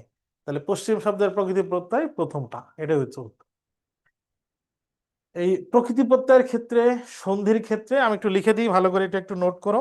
তোমরা যখন সন্ধি পড়বা, যখন প্রত্যয় পড়বা, যখন উপসর্গ পড়বা,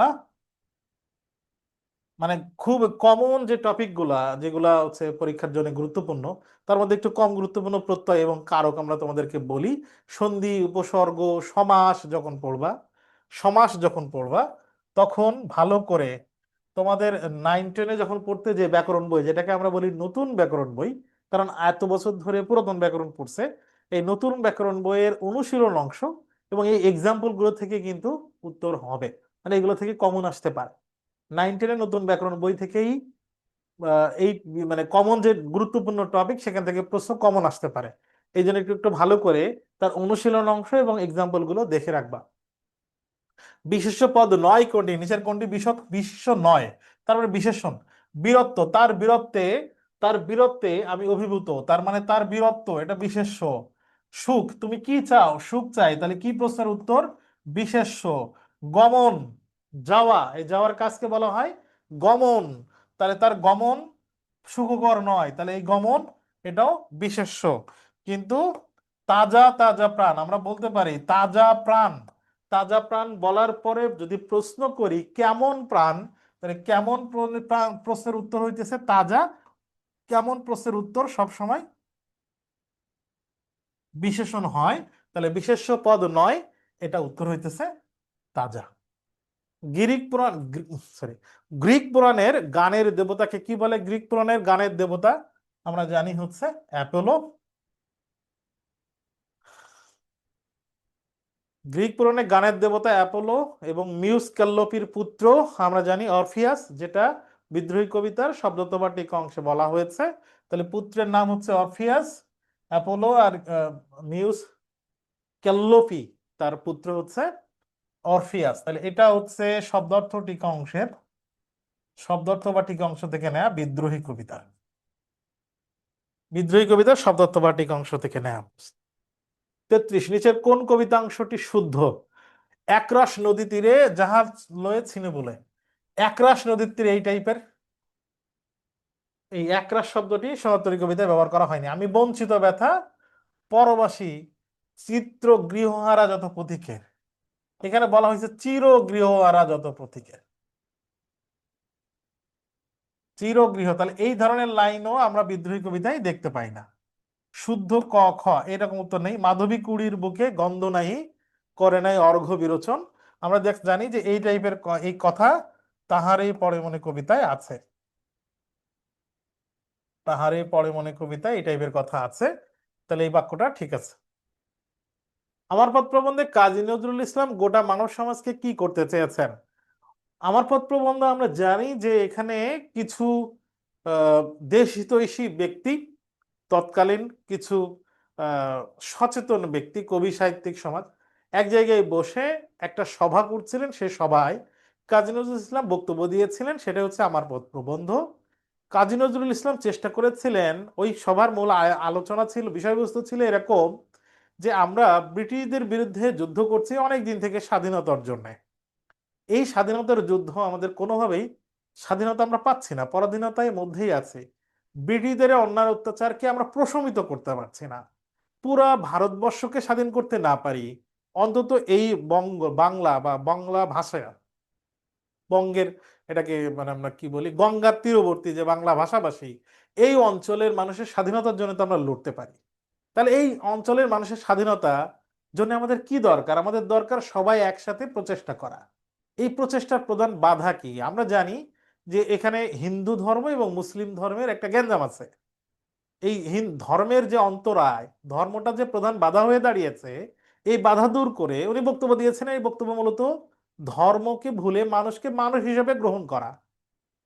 তাহলে এই সবাইকে উনি এক করতে চেয়েছিলেন, ধর্মের বিভেদ ভুলে গিয়ে এক হয়ে অত্যাচার অপশাসনের বিরুদ্ধে যুদ্ধ করতে হবে, সংগ্রাম করতে হবে। তাহলে উনি আসলে কি করতে চেয়েছিলেন? উনি আসলে ঐক্যবদ্ধ করতে চেয়েছিলেন।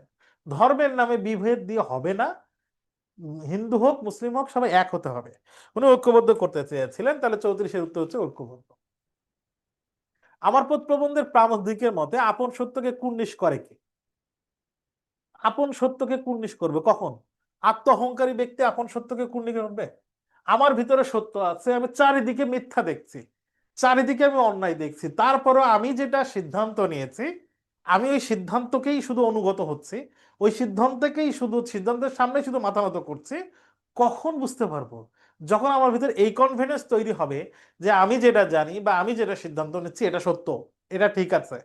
তাইলে এটা অহংকারের পৌরুষ হইলে না, দিক নির্দেশক হইলে না, যে নিজেকে চিনতে পারে, যে নিজে চিনতে পারছে যে আমি সত্যের পথে আছি, যে নিজে চিনতে পারে যে না আমার যে মেসেজ সেটা ঠিকই আছে, তখন আমি আমার নিজের সত্যকে কুর্নিশ করতে পারবো।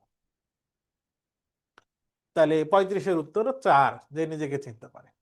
বিলাসী গল্পে শরৎচন্দ্র ফুটিয়ে তুলেছেন, এখানেও মূলভাব অংশ থেকে নেওয়া হয়েছে, বিলাসী গল্পের মূলভাব অংশ থেকে নেওয়া হয়েছে।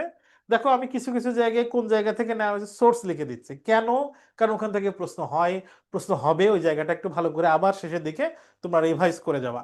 বিলাসী গল্পে শরৎচন্দ্র ফুটিয়ে তুলেছেন মানব প্রেমের অপূর্ব মহিমা, সামাজিক সংকীর্ণতা, সাম্প্রদায়িকতার বিস্ময় ফল, সামাজিক অনৈক্য। দেখো সামাজিক অনৈক্য এই কথাটার সাথে মিল যাইতেছে না, কিন্তু বাকি যে তিনটা কথা আছে, তিনটা কথাই মনে হইতেছে যে এটা তো আছে বিলাসী গল্পে। কিন্তু মূলভাব পড়লে সরাসরি মূলভাবের বাক্যের জায়গা থেকে প্রশ্ন হয়েছে এখানে। শরৎচন্দ্র ফুটিয়ে তুলেছেন মানব প্রেমের অপূর্ব মহিমা, বিলাসী চরিত্রের মাধ্যমে উনি মানব প্রেমের অপূর্ব মহিমা ফুটে তুলেছেন। এই জন্য উত্তর হইতেছে প্রথমটা, বিলাসী গল্পে কি ফুটিয়ে তুলেছেন। তো এইভাবে আমরা মূলভাব অংশটা ভালো করে পড়বো। কবিতার ক্ষেত্রে দেখবা এই ঝামেলাটা বেশি হয়, মূলভাব অংশের কোনো বাক্য আসলে আমার কাছে মনে হয় এগুলো তো সবই আছে, কিন্তু প্রশ্নের ক্ষেত্রে মনে রাখবা প্রশ্ন বই থেকে যেহেতু হয়, পাঠ পরিচিতির মধ্যে থেকে যেহেতু হয়, সরাসরি যে বাক্যটা বলা আছে সেই বাক্যটাকেই উত্তর হিসেবে নেয়, সেটাইকে যথার্থ মনে করতে হবে। উৎসুগ্য, ভুজ্য উৎসুগ্য, এটা বিলাসী গল্পের শব্দার্থ অংশ থেকে না, উৎসুগ্য মানে হচ্ছে উৎসর্গ, উৎসুগ্য মানে হচ্ছে উৎসর্গ, এটা শব্দার্থ বা ঠিক অংশ থেকে নেয় বিলাসী। লেখক কোন কাজকে মানব কল্যাণ বলে মনে করেন না? লেখক কি করুণার বশবর্তী হয়ে দান খয়রাত করা, কাউকে করুণা করে তোমার কাছে কেউ সাহায্য চাইতে আইছে, তুমি 5 টাকা দান করলে, এটা মানব কল্যাণ মনে করেন না লেখক। লেখক মনে করেন যে তোমার কাছে সাহায্য চাইতে আইছে, তাকে তুমি স্বাবলম্বী করো, তাকে নিশ্চিত একটা জীবনযাপনের চেষ্টা করো যে নিশ্চিত জীবনযাপন করতে পারে, তাকে স্বাবলম্বী করে দাও, চিরদিনের জন্য সে যেন এই করুণার পাত্র না হয়। এটাকে লেখক মানব কল্যাণ মনে করেন না। কোন বাক্যে কর্তায় এ বিভক্তির উদাহরণ আছে? এ বিভক্তির উদাহরণ কোথায়? বনে বাঘ থাকে, এখানে কর্তা হচ্ছে বাঘ, এখানে এ বিভক্তি নাই। ফুলে ফুলে বাগান ভরা, তাহলে বাগান ভরা, এখানেও এ বিভক্তি নাই। অন্ধজনে দেহ আলো, এখানে অন্ধজনে তো আর কর্তা না, এখানেও কিন্তু এ বিভক্তি আছে কিন্তু কর্তার সাথে নেই। পাগলে কিনা বলে, এখানে বলা কাজটা কে করছে? পাগল, তার মানে ইনি হচ্ছেন কর্তা, আবার এনার শেষে এ বিভক্তি আছে, এই জন্য উত্তর হইতেছে পাগলে কিনা বলে এটা। অধিকরণ কারকের শূন্য বিভক্তির উদাহরণ কোনটি? দেখো সুখের লাগিয়া এই ঘর বাঁধিনু, আমি যদি ঘরের নিচে দাগ দেই তাহলে অধিকরণ হইতে পারে ঘরে, অধিকরণ কারকের শূন্য বিভক্তির উদাহরণ। আচ্ছা, সুখের লাগিয়া ঘর বাঁধিনু, কি বাঁধিনু? এখানে ঘর বাঁধা মানে তো ঘর, এখানে জায়গা না, তাহলে এটা অধিকরণ কারকই না। বাড়ি থেকে নদী দেখা যায়, এটাও হচ্ছে অপাদান কারক। ভোরে সূর্য ওঠে, ভোরবেলা, কিন্তু এখানে শূন্য বিভক্তি নাই, এ বিভক্তি আছে। তাহলে সারা রাত বৃষ্টি হয়েছে, সারা রাত, এটা সময় বোঝাইছে এবং বিভক্তি হচ্ছে শূন্য, এই জন্য অধিকরণ কারকের শূন্য বিভক্তির উদাহরণ হচ্ছে এইটা। তাহলে বাকিটা ধরো, এখানে বাড়ি থেকে, তাহলে এখানে পঞ্চমী বিভক্তি আছে, এখানে এ ঘর বাঁধিনো যদি সুখের হয়, সুখের যদি হয় তাহলে এখানেও বিভক্তি কিন্তু শূন্য বিভক্তি নাই। ভোরে, এখানেও শূন্য বিভক্তি নাই। আর এখানে সারা রাত, এটা অধিকরণ, আবার এখানে সারা রাতের শেষে কোনো বিভক্তি নাই, এটাই শূন্য বিভক্তির উদাহরণ। বৃক্ষ শব্দটির প্রতিশব্দ কোনটি? বৃক্ষ শব্দটির প্রতিশব্দ আমরা জানি অভ্র মানে হচ্ছে আকাশ, আকাশ বা কোন কোন জায়গায় মেঘ অর্থে ব্যবহৃত হয়। বৃক্ষ শব্দটির অর্থ হচ্ছে দ্রুম, দ্রুম মানে হচ্ছে বৃক্ষ, অম্বু মানে হচ্ছে পানি, আর শম্পা মানে হচ্ছে ওই যে বললাম বিদ্যুৎ, বিজলি। দুর্দিনের দিনলিপি গ্রন্থটি কার রচনা? দুর্দিনের দিনলিপি লিখেছেন আবুল ফজল, আবুল ফজল, আবুল ফজল, মানব কল্যাণ প্রবন্ধের রচয়িতা আবুল ফজল। আবুল ফজলের আবুল ফজলের লেখক পরিচিতি থেকে বিগত কয়েক বছরে তোমরা দেখবে অনেক প্রশ্ন হয়, তাহলে আবুল ফজলের লেখক বা কবি পরিচিতি, সরি, লেখক পরিচিতি খুব ইম্পর্টেন্ট।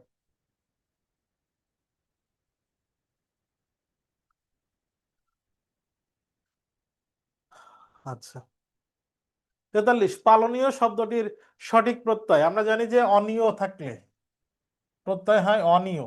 হুম, অনিয়, যেরকম আমি যদি বলি স্মরণীয়, স্মরণীয় শব্দের প্রকৃতি প্রত্যয় কি? স্মরণীয়কে বলো আমরা কি?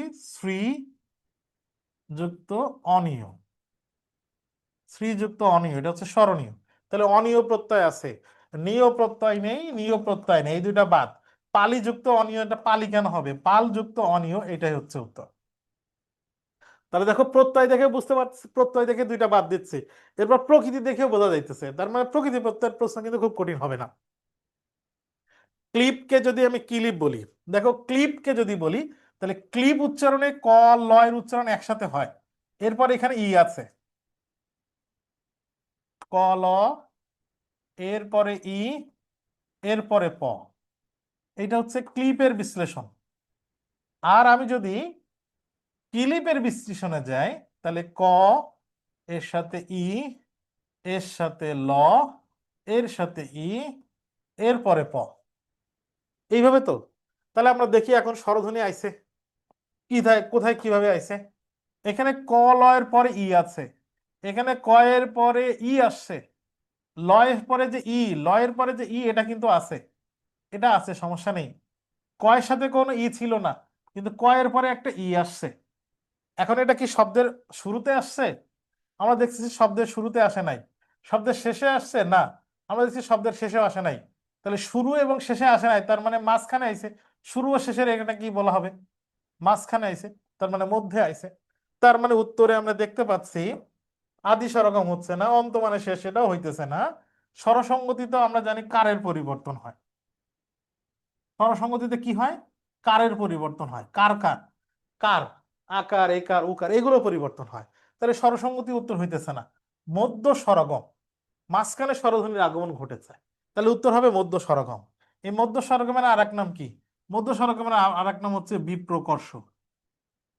মধ্য স্বরগমের আর এক নাম কি? বিপ্রকর্ষ। আর এক নাম কি?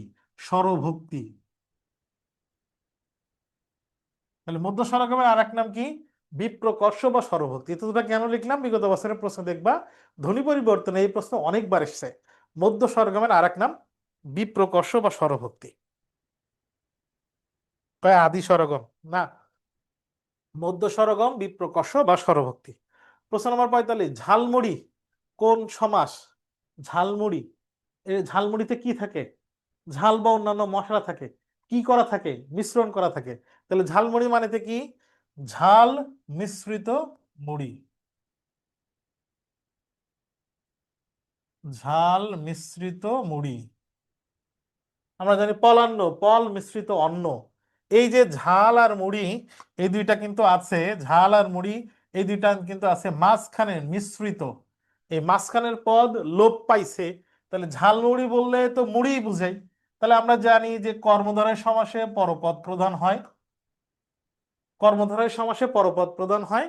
ঝাল আর মুড়ির মধ্যে আমরা যখন ঝালমুড়ি কাউকে বলি, কাউকে বললাম আয় ঝালমুড়ি খায়, তাহলে সে কি বোঝায়? ঝাল খাওয়া বোঝায় নাকি মুড়ি খাওয়া বোঝায়? উত্তর হইতেছে সে মুড়ি খাওয়া বোঝে। তার মানে পরপদের অর্থ প্রধান আছে, আর মাঝখানের পদটা লোপ পাইছে।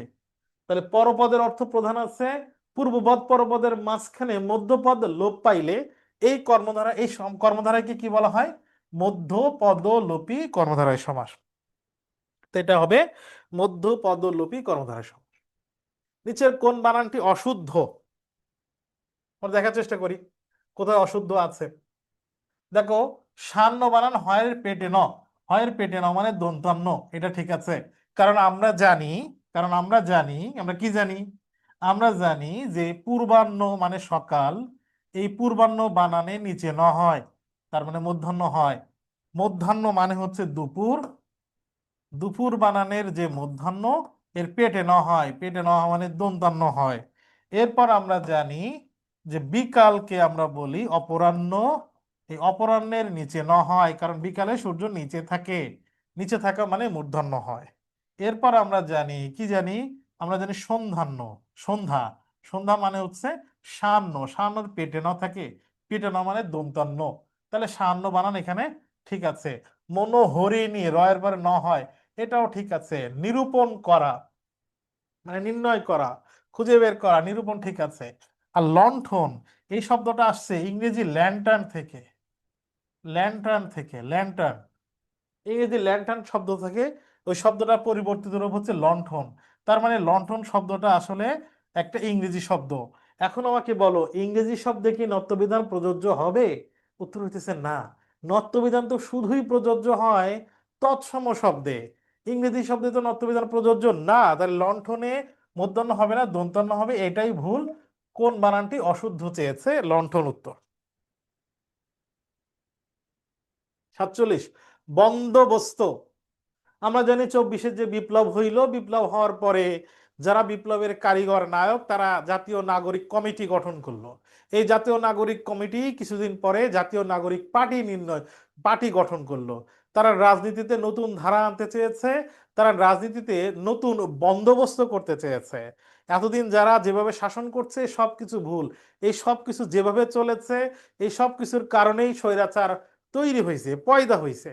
তো এই স্টাইলে হবে না, নতুন স্টাইল নতুন ধরন আনতে হবে দেশ পরিচালনায়। তারা নতুন বন্দোবস্ত চালু করতে চাইছিল, তো নিজেরা মারামারি করে জুলাই বিক্রি করে তারা এখন বন্দোবস্তটাকে বন্ধ বন্ধ বস্তায় রূপান্তরিত হয়ে গেছে। তাদের রাজনীতি এখন বন্ধ একটা বস্তার মধ্যে আটকে গেছে। তার এই বন্দোবস্ত শব্দটি হচ্ছে ফার্সি শব্দ। বন্দোবস্ত শব্দটা হচ্ছে ফার্সি শব্দ। বিদ্রোহী কবিতার প্রথম চরণ কোনটি? এটার মতো প্রশ্ন সহজ আর পৃথিবীতে হইতে পারে না। আমরা জানি বিদ্রোহী কবিতার প্রথম চরণ বলবীর, চির উন্নত মম শির, বলবীর। নিচের কোনটি যৌগিক শব্দ? আমরা জানি যৌগিক শব্দগুলো প্রকৃতি প্রত্যয় দিয়ে গঠিত শব্দ হয়, প্রকৃতি প্রত্যয় সাধিত হয়। যৌগিক শব্দগুলো প্রকৃতি প্রত্যয় সাধিত হয়। গবেষণা, গবেষণাকে ভাঙলে আমরা জানি, এটাকে ভাঙলে পাবো গো যুক্ত এসো না। সন্ধি প্রত্যয় বা উপসর্গ দিয়ে গঠিত শব্দ ভাঙলে যদি ভিন্ন অর্থ বের হয়, কিন্তু শব্দটি উম, ভাঙলে মানে শব্দটার দ্বারা আমরা যেটা বুঝি এক অর্থ না, ব্যবহারিক অর্থ এবং ব্যুৎপত্তিগত অর্থ যদি ভিন্ন হয় সে শব্দের নাম, সেটাকে আমরা বলি রূঢ়ি শব্দ। তাহলে এই গবেষণা হচ্ছে রূঢ়ি শব্দ, কারণ গবেষণাকে ভাঙলে গো যুক্ত এসো না, গরু খোঁজা, কিন্তু গবেষণা মানে গরু খোঁজা না। তাহলে এটা রূঢ়ি শব্দ। মিতালি, আমরা এই মিতালি শব্দটাকে যদি বিশ্লেষণ করি তাহলে পাবো কি? মিতা যুক্ত আলী। মিতা আলী মানে হচ্ছে, মিতা মানে হচ্ছে বন্ধুত্ব করা, তাহলে মিতালি মানে কারোর সাথে সুসুন্দর সম্পর্ক হওয়া। তারপর আমরা দেখতে পাচ্ছি যে ভাঙলে যে অর্থ দাঁড়াচ্ছে, মিতালি শব্দটাকে ভাঙলে যে অর্থ দাঁড়াচ্ছে প্রকৃতি প্রত্যয় দিয়ে গঠিত, ভাঙলে যাহা অর্থ শব্দটির অর্থ তাই। এরকম ব্যবহার করা অর্থ আর উৎপত্তিগত অর্থ যদি একই হয়, প্রকৃতি প্রত্যয় দিয়ে গঠিত, এই শব্দের নাম যৌগিক শব্দ। রাজপুত একটা বংশ বোঝায়, কিন্তু একে বিশ্লেষণ করলে এর ব্যাস বাক্য হলো রাজার পুত। রাজার ছেলে হইলেই তাকে রাজপুত বলে না, রাজপুত মানে হচ্ছে রাজবংশ বোঝায়। তাহলে সমাস দিয়ে গঠিত শব্দ ব্যাস বাক্য করলে ভিন্ন অর্থ বের হয়, এরকম শব্দের নাম হইতেছে, এরকম শব্দের নাম হইতেছে যোগরূঢ় শব্দ। তার মানে আমরা রাজপুতকে আমরা যোগরূঢ় শব্দ দেখবো। হস্তি, হস্তি শব্দটাকে বিশ্লেষণ করলে হবে হস্ত যুক্ত ইন। আমরা হস্তি মানে কি জানি? আমরা হস্তি মানে জানি হচ্ছে হাতি, কিন্তু হস্তযুক্ত ইন এই যে বিশ্লেষণ করলাম, তাকে ভাঙলে কি হবে? যার হাত আছে। তাহলে হস্তযুক্ত ইন বিশ্লেষণ করলে পাচ্ছি যার হাত আছে। এখন যার হাত আছে, আমার হাত আছে, আমাকে কি হস্তি বলবে? উত্তর হইতেছে না। তার মানে বিশ্লেষণ করলে ব্যুৎপত্তিগত অর্থ একরকম, কিন্তু শব্দটির ব্যবহারিক অর্থ ভিন্ন। এখানে প্রত্যয় দিয়ে গঠিত শব্দ, এই শব্দের নাম হচ্ছে রূঢ়ি শব্দ। তার মানে এই চারটা অপশনের মধ্যে হস্তি আর গবেষণা রূঢ়ি শব্দ, মিতালি এটা হচ্ছে যৌগিক শব্দ, আর রাজপুত এটা হচ্ছে যোগরূঢ় শব্দ। এই যৌগিক শব্দ, যোগরূঢ় শব্দ আর রূঢ়ি শব্দের উদাহরণগুলো খুবই গুরুত্বপূর্ণ, এটা আমাদের একটু জানতে হবে, পড়তে হবে। 50, অনুরূপ অর্থে প্রতি উপসর্গ ব্যবহৃত হয়েছে প্রতিদ্বন্দ্বী দ্বন্দ্বের বিপরীত, প্রতিবাদ বাদের বিপরীত, প্রতিদিন বিপসা। এই তিনটাতে ভিন্ন শুধু ঘাত, প্রতিঘাত। ঘাতের একই রকম আরেকটা ঘাত, সেটাকে প্রতিঘাত বলে, এই জন্য এটা অনুরূপ অর্থে ব্যবহৃত হয়েছে। উপসর্গটি কোন অর্থে ব্যবহৃত হয়েছে এটা খুব ইম্পর্টেন্ট। কোন উপসর্গ কোন অর্থে ব্যবহৃত হয়েছে এটা খুব ইম্পর্টেন্ট, আমরা কয়েক জায়গায় পাবো এটা। আমরা কোথায় কোথায় পাবো? উপসর্গ ভিন্ন অর্থে ব্যবহৃত হয়েছে কিনা এটা উপসর্গে আমরা পাবো। এছাড়া উপসর্গ ছাড়াও আমরা অব্যয়ীভাব সমাসেও এটা পাবো। তাহলে এই দুই জায়গায় আমরা জানি অব্যয়ীভাব সমাসের পূর্বে অব্যয় থাকে, উপসর্গ থাকে, উপসর্গ নিজেরাই তো অব্যয়। তাহলে অব্যয়ীভাব সমাসের উদাহরণে উপসর্গটি বা অব্যয়টি কোন অর্থে যুক্ত হয়েছে আর উপসর্গের মধ্যে উপসর্গ কোন অর্থে যুক্ত হয়েছে এই জায়গা থেকে প্রশ্ন হইতে পারে, হবে। এই জায়গাটা খুবই গুরুত্বপূর্ণ, আমরা পড়বো, শেষ সময় রিভাইজ করব। উচ্চ মধ্য পশ্চাৎ স্বরধ্বনি, দেখো ভালো করে খেয়াল করো, এখানে উচ্চ মধ্য বের করতে হবে, পশ্চাৎ বের করতে হবে, যেহেতু এগুলো সবগুলো স্বরধ্বনি। আচ্ছা, তাহলে এই ঠোঁটের উন্মুক্তি সংবৃত বিবৃত এটাও হিসাবে লাগছে না, এটা বাদ। পশ্চাৎ চাইছে, পশ্চাৎ, তাহলে এই সম্মুখ বাদ, মধ্য বাদ, এই দুইটা বাদ দিলাম। তাহলে পশ্চাতের মধ্যে কি কি আছে? এখানে ই কি আছে? উত্তর হইতেছে না, ই নাই। ও কি আছে? ও আছে। এ কি আছে? এও তো আমরা দেখতে পাইতেছি যে সম্মুখের মধ্যে আছে। তাহলে উচ্চ মধ্য পশ্চাৎ, তাহলে এও বাদ। এরপর বাকি আছে অ, তাহলে আমি ও এবং অ এই দুইটাই দেখতে পাচ্ছি, ও এবং অ এই দুইটাই আছে, তাহলে এই দুইটার মধ্যে একটা হবে। তাহলে পশ্চাৎ ক্যাটাগরি আমি বের করা শেষ। এবার ক্যাটাগরিতে যাইতে হবে উচ্চ মধ্য ক্যাটাগরি, তার মানে জীবের উচ্চতা, জীবের উচ্চতা উচ্চ, উচ্চ মধ্য, নিম্ন মধ্য, নিম্ন। তাহলে উচ্চ না, বের করতে হবে উচ্চ মধ্য, নিম্ন মধ্য বাদ, নিম্ন বাদ। তাহলে উচ্চ মধ্য ক্যাটাগরির মধ্যে কোনটা আছে? এবার আমরা খেয়াল করি, উচ্চ মধ্য ক্যাটাগরির মধ্যে আছে কি? ও আছে। ও এবং অ অপশন বাকি ছিল, তার মধ্যে অ হচ্ছে নিম্ন মধ্য, তাহলে ও হচ্ছে উচ্চ মধ্য, আবার এখানে পশ্চাতের মধ্যে পড়ে, তাহলে উত্তর হইতেছে ও, এটা উত্তর হবে না। আশা করছি যেহেতু এটা আগে একবার বুঝিয়েছি, তাহলে আশা করছি তোমরা এটা বুঝে ফেলেছো এবং এই ছক তোমাদের মুখস্থ আছে। 52, রাকিবকে দিয়ে এ কাজ হবে না, এই বাক্যে দিয়ে কোন ধরনের অব্যয়? দেখো, আমি যদি এখানে একটা জিনিস খেয়াল করি যে এ কাজ হবে না এই অংশ আর রাকিবকে, এ কাজ হবে না এই অংশ এবং রাকিব, রাকিবকে দিয়ে এ কাজ হবে না। আমি যদি বললাম রাকিবকে এ কাজ হবে না, এটা যদি বলতাম তাহলে কি এটা একটা মিনিংফুল বাক্য হইতো? এই বাক্যটা কি অর্থ প্রকাশ করতে পারতো? রাকিবকে এ কাজ হবে না, এটা দিলে কি, বললে কি মনে হইতো যে দুইটা অংশ সংযুক্ত আছে? উত্তর হইতেছে না, এই দুইটা অংশ সংযুক্ত আছে বলে মনে হইতেছে না। তাহলে এই দুইটা অংশকে সংযুক্ত করছে কে? এই দুইটা অংশকে সংযুক্ত করছে এই দিয়ে শব্দটা, দিয়ে শব্দটা এই দুইটা অংশকে সংযুক্ত করেছে। এই দিয়েটা মূলত কি? আমরা জানি দিয়েটা মূলত অনুসর্গ, দিয়েটা মূলত অনুসর্গ। অনুসর্গ কি করে? অনুসর্গকে, অনুসর্গের আরেকটা নাম আছে, অনুসর্গের আরেক নাম হচ্ছে পদান্বয়ী অব্যয়।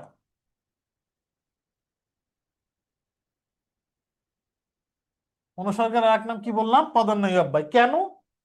আমরা জানি অনুসর্গ দিয়ে এই শব্দটার নিজের কোনো অর্থ নেই, তার মানে এটা অব্যয়, এটা মানলাম। যে শব্দটার নিজের কোনো অর্থ নেই তাকে অব্যয় বলে, তার মানে দিয়ে শব্দটা একটা অব্যয়, এটা মানলাম। পদান্বয়ী অব্যয়, পদান্বয়ী শব্দটা, এই শব্দটাকে যদি আমরা ভাঙি, পদান্বয়ী শব্দটাকে যদি ভাঙি তাহলে আমরা ভেঙে পাবো পদ যুক্ত অন্বয়ী। পদ মানে তো পদ বুঝছি, অন্বয়, অন্বয়ী শব্দের মূল শব্দ হচ্ছে অন্বয়। অন্বয় মানে কি? সংযোগ। তাহলে পদ যুক্ত অন্যই তার মানে কি? পদ সংযুক্ত করে যে অব্যয়টা। তাহলে পদান্বয়ী মানে কি? পদ সংযুক্ত করে এমন অব্যয়, যাহা অনুসর্গ তাহাকেই বলা হয় পদান্বয়ী অব্যয়। তাহলে এখানে সমুচ্চয় অব্যয় হইতেছে না। অনন্বয়ী অব্যয় মানে হচ্ছে অন্যই না, সংযুক্ত না, এটা হইতেছে না। অনুকর অব্যয় হইতেছে ওই যে শন শন, কন কন, টন টন, পন পন, এগুলোকে বলা হয় অনুকার অব্যয়। আর সমুচ্চয় অব্যয় হচ্ছে এবং, কিন্তু, ও, আর, নতুবা, অথবা, এগুলোকে বলা হয় সমুচ্চয় অব্যয়। এখানে যা প্রশ্ন আছে সেই প্রশ্নের উত্তর হচ্ছে পদান্বয়ী অব্যয়। কেন পদান্বয়ী অব্যয় হইল? কারণ এই অব্যয়টা একটা পদের সাথে অন্য পদগুলোকে অন্যই করেছে, সংযুক্ত করেছে, সংযোগ সাধন করেছে।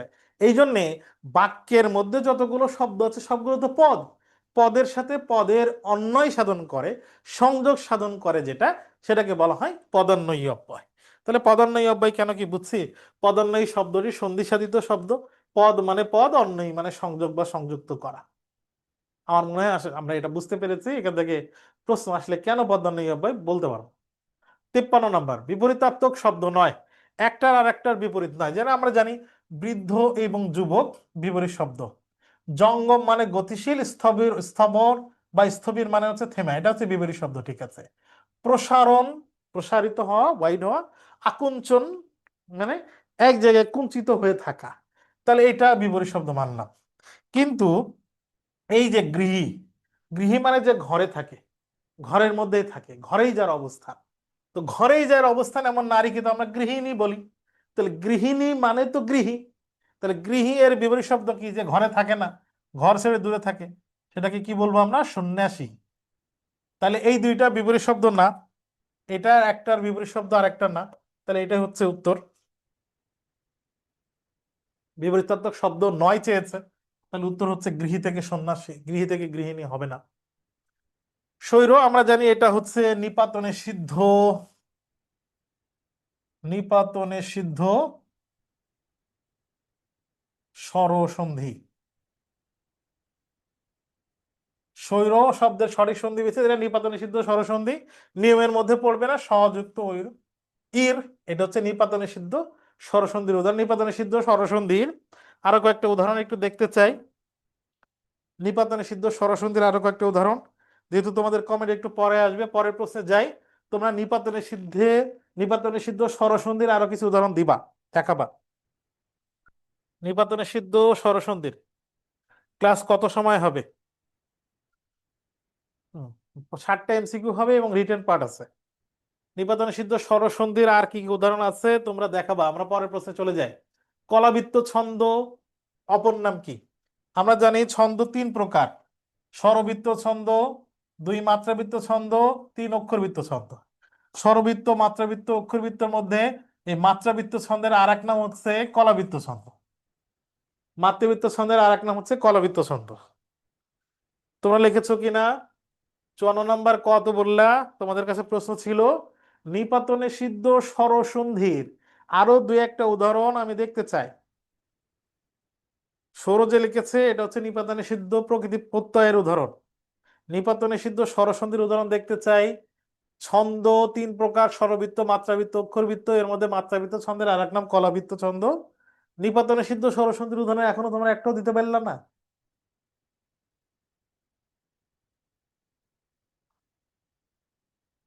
আমি তোমাদেরকে হেল্প করি। মারতণ্ড, গবাক্ষ, গুড। এই তো লিখেছে গবাক্ষ, মারতণ্ড, গবাক্ষ, মারতণ্ড। আর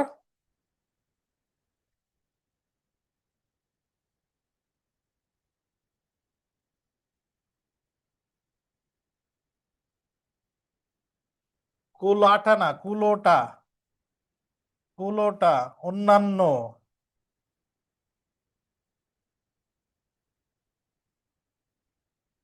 শুদ্ধোদন, কুলোটা, গোবাক্ষ লিখছে। দেখ বেশ কিছু উদাহরণ আসছে। আমরা দেখলাম মাত্রাবৃত্ত ছন্দের আর এক নাম কলাবৃত্ত ছন্দ, তাহলে এটার উত্তর হইতেছে মাত্রাবৃত্ত ছন্দ।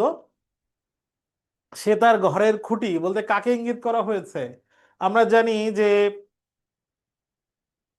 লাল সালু উপন্যাসে মজিদের, মজিদ এই যে মিথ্যার মাধ্যমে যে মেকি পৃথিবী তৈরি করেছে গ্রামে এসে, মোহাম্মদনগর গ্রামে এসে সব মানুষকে সে যে মোহিত করেছে, তাকে সবাই নেতা মানে, তাকে বড় পীর মানে, সে যা বলে সবাই মনে করে, বিশ্বাস করে, আল্লাহর অলি মনে করে।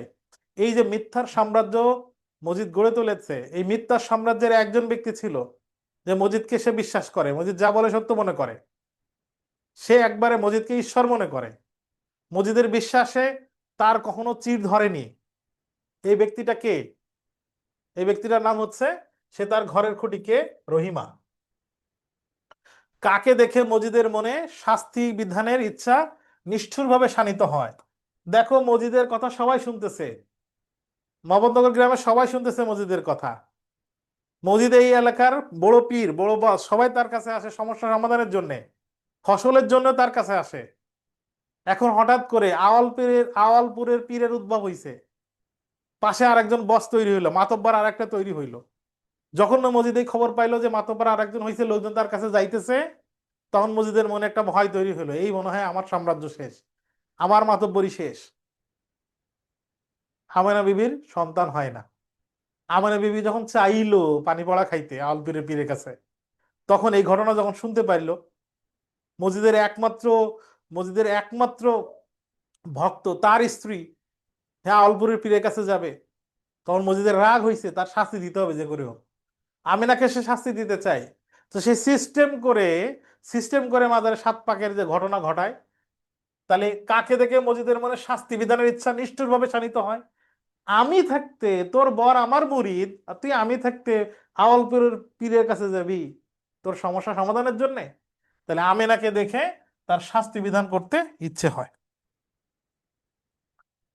লাল সাল উপন্যাসের লোটা শব্দটি কি অর্থে ব্যবহৃত হয়েছে? শব্দার্থ অংশ ভালো করে দেখবা, এই শব্দার্থ অংশ থেকে নেয়া। লাল সাল উপন্যাসে লোটা শব্দটি ঘটিকে লোটা হিসেবে ব্যবহার করা হয়েছে লাল সাল উপন্যাসে। তাকলিফ শব্দটি কোন অর্থে ব্যবহৃত হয়েছে? এটা একটা বিদেশি শব্দ। তাকলিফ কষ্ট, হিন্দি বা উর্দুতে এটা ব্যবহার করে তাকলিফ। কই তাকলিফ নেই মানে আমার কোনো কষ্ট ঝামেলা নাই, তাকলিফ হচ্ছে কষ্ট। চারিদিকে শুধু অবিশ্বাস আর ষড়যন্ত্র। অবিশ্বাস আর ষড়যন্ত্র উক্তিটি কার? এটা ওই যে আগে বললাম, নাটক থেকে যেহেতু উক্তিটি কে বলেছেন আর কার সম্পর্কে বলা হয়েছে এই টাইপের প্রশ্ন আসে। চারিদিকে শুধু অবিশ্বাস আর ষড়যন্ত্র, প্রশ্ন নাম্বার 60, এটা শেষ প্রশ্ন। এই উক্তিটি কার? তোমাদের কমেন্ট অনেক দেরিতে করছো, তোমরা দেরি দেরি হইতেছে।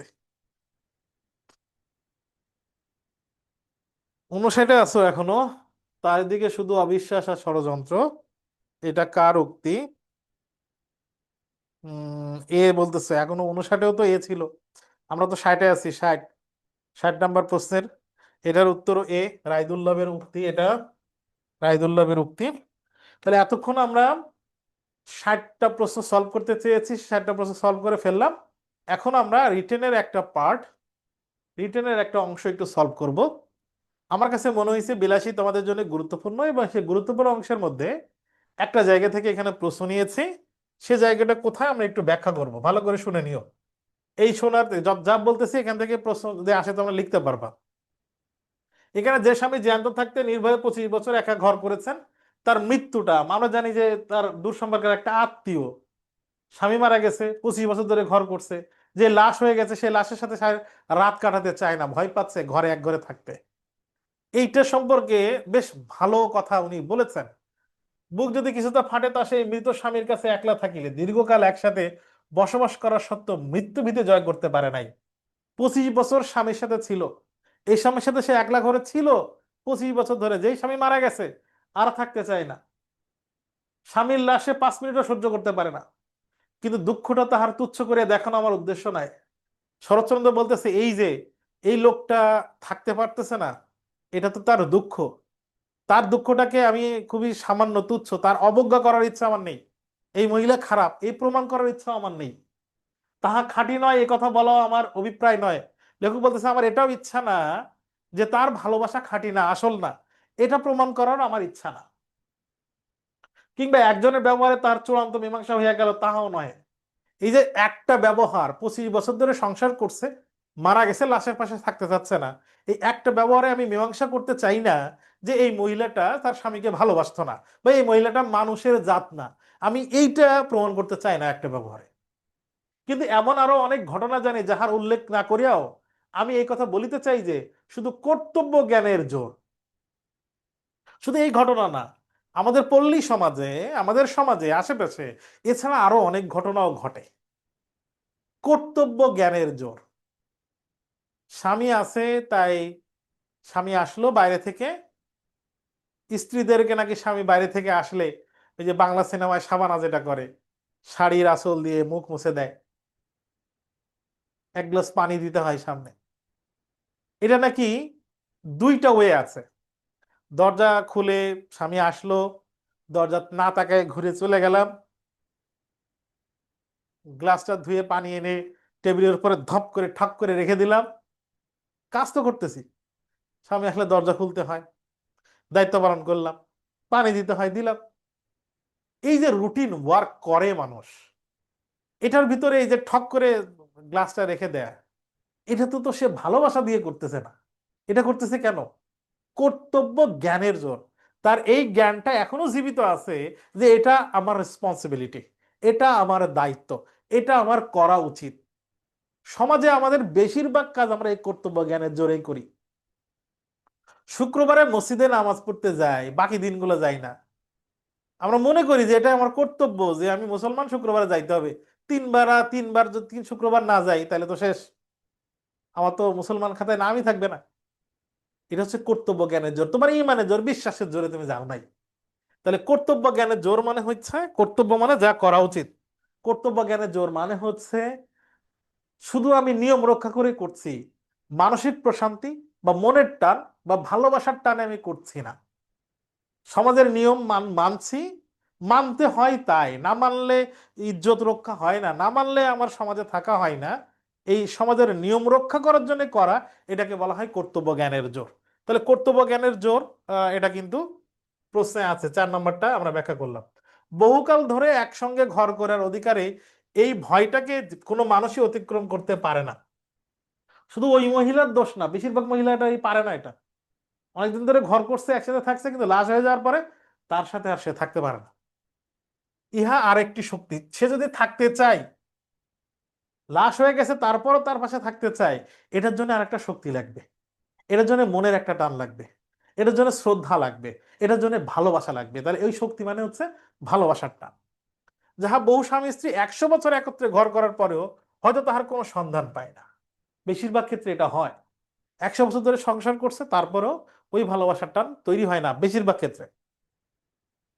কিন্তু সহসা মানে হঠাৎ সে শক্তির পরিচয় যখন কোনো নরনারীর কাছে পাওয়া যায়, সমাজে আমরা যদি এই শক্তির পরিচয় পাই, সমাজে যদি আমরা সেই ভালোবাসা দেখতে পাই, বিলাসীর মধ্যে যেরকম মৃত্যুঞ্জয় সম্পর্কে ছিল, বিলাসী মৃত্যুঞ্জয়কে অর্জন করে নিছে, সেবা শুশ্রূষা করে ভালোবাসা দিয়ে ভিন্ন শ্রেণীর ভিন্ন বংশ থেকে নিচু শ্রেণীতে নামাইছে ওই জোরের কারণে। এই হঠাৎ করে যদি আমরা দেখতে পাই, সেটা কি কয়, তখন সমাজের আদালত বসে, সমাজ সেটা বিচার করে। তাহলে সমাজের আদালত মানে হচ্ছে সমাজের নিয়ম শৃঙ্খলা। কি? অন্য পাপ হইছে। কি? উঁচু শ্রেণীর মানুষ নিচু শ্রেণীর মানুষের হাতে খাবে না। তাহলে সমাজের আদালত মানে হচ্ছে সামাজিক ভাবে যে নিয়ম শৃঙ্খলার আইন কানুনের মধ্যে আবদ্ধ থাকতে হয়, সেটাকে বলা হয় সমাজের আদালত। সমাজ যেখানে বিচারক, সমাজ যেখানে বিচার করে, সেটাকে হচ্ছে সমাজের আদালত। আসামি করিয়া তাহার দণ্ড দেওয়ার আবশ্যক যদি হয় হোক, কিন্তু মানুষের যে বস্তুটি সামাজিক নয়। দেখো, তাহলে সমাজের আদালত, তখন সমাজে আদালত বসে, তার বিচার করে। কিন্তু মানুষের যে বস্তুটি সামাজিক নয়, তার মানে কি ভালোবাসা? বিলাসীর যে ভালোবাসায় মৃত্যুঞ্জয়কে সে বিয়ে করছে, এটা কি সমাজে সিদ্ধ, সমাজে পাশ করা ছিল না? তার মানে এটা সামাজিক না, সমাজ এটা মানে না, সমাজের আইনের মধ্যে পড়ে না, সমাজের সিস্টেমের মধ্যে এটা নাই, সমাজ এটা অ্যাপ্রুভ করে না। সে যে ইহাদের দুঃখে গোপন অস্ত্র বিসর্জন না করিয়া কোনো মতে থাকিতে পারে না।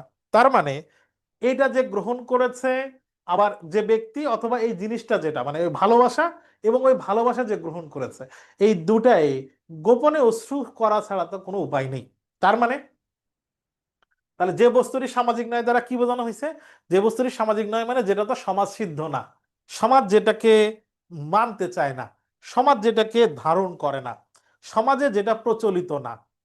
একজন নারী একজন পুরুষকে সেবা শুশ্রূষা করে, ভালোবাসা দিয়ে, প্রেম করে সে ভিন্ন বংশের হইল বিয়ে করবে সমাজের আইনের বাইরে গিয়ে, এটা তো সমাজ অ্যাপ্রুভ করে না, সমাজ তো এটা ধারণ করে না, সমাজ তো এটা স্বীকার করে না, সামাজিক স্বীকৃতি নাই যেটা, সেটাকে বলেছে সামাজিক না। তো যদি সামাজিক না হবে তাহলে কি করতে হবে? সমাজ মানতেছে না, তাহলে তোমার এই গোপনে কুরে করে তোমার মনের ভিতরে কষ্ট নিয়ে বাঁচতে হবে। তোমার তুষের আগুনের ভিতরে কষ্টের ভিতরে থাকবে, তোমার কান্নাও তুমি দেখাইতে পারবা না। তোমার তো সমাজে মানুষ সেটাকে অন্যায় মনে করে। অন্য শ্রেণীর মানুষকে ভালোবাসাটাই তো অন্যায়, ভালোবেসে বিয়ে করাই অন্যায়, তাহলে তোমাকে গোপনে কাঁদতে হবে। ওই অন্তরে ভিতরে কাদা, ওটাকে বলা হয়েছে গোপন অশ্রু। তুমি সহ্য করতে পারছো না, আবার প্রতিবাদ করতে পারছো না, সমাজের এই নিয়মকে তুমি লঙ্ঘন করতে পারছো না, এই সামাজিকতাকে তুমি অতিক্রম করতে পারছো না। এই অবস্থাটাকে বলা হয়েছে গোপন অশ্রু। তাহলে এখানে আমি কিন্তু গোপন অশ্রু কি এটা বলেছি, সেই শক্তি কি বলেছি, সমাজের আদালত কি বলেছি, কর্তব্য জ্ঞানের জোর বলেছে। 2 নম্বর দেখো, মৃত্যু ভয় জয় করা বলতে এখানে কি বোঝানো হয়েছে? মৃত্যু ভয় জয় করা, ওই যে স্বামী স্ত্রী সংসার করছে, স্বামী মারা গেছে 25 বছর পরে, কিন্তু স্বামীর লাশের পাশে সে থাকতে পারছে না। তাহলে এই মৃত্যু ভয় জয় করা মানে কি? এই মৃত্যু ভয় জয় করা মানে হচ্ছে কর্তব্য জ্ঞানের জোরে সামাজিক রীতি মেনে আমরা যে কাজ করি বা নিয়ম কানুন রক্ষা করে আমরা যে দায়িত্ব পালন করি, এর বাইরেও অন্তরের টান বা শ্রদ্ধা ভালোবাসা বলে কিছু থাকা। ওই মৃত্যু ভয় জয় করা মানে হচ্ছে মন অন্তরে ভালোবাসা তৈরি করা, কর্তব্য জ্ঞান বা দায়িত্ব জ্ঞানের উপরে উঠে, এটাকে বলে মৃত্যু ভয় জয় করা। মানুষের যে বস্তুটি সামাজিক নয় সে নিজে যে ইহাদের দুঃখে গোপন অশ্রু বিসর্জন না করিয়া কোনো মতেই থাকিতে পারে না, এখানে সমাজের কোন বিষয়টির প্রতি ইঙ্গিত করা হয়েছে?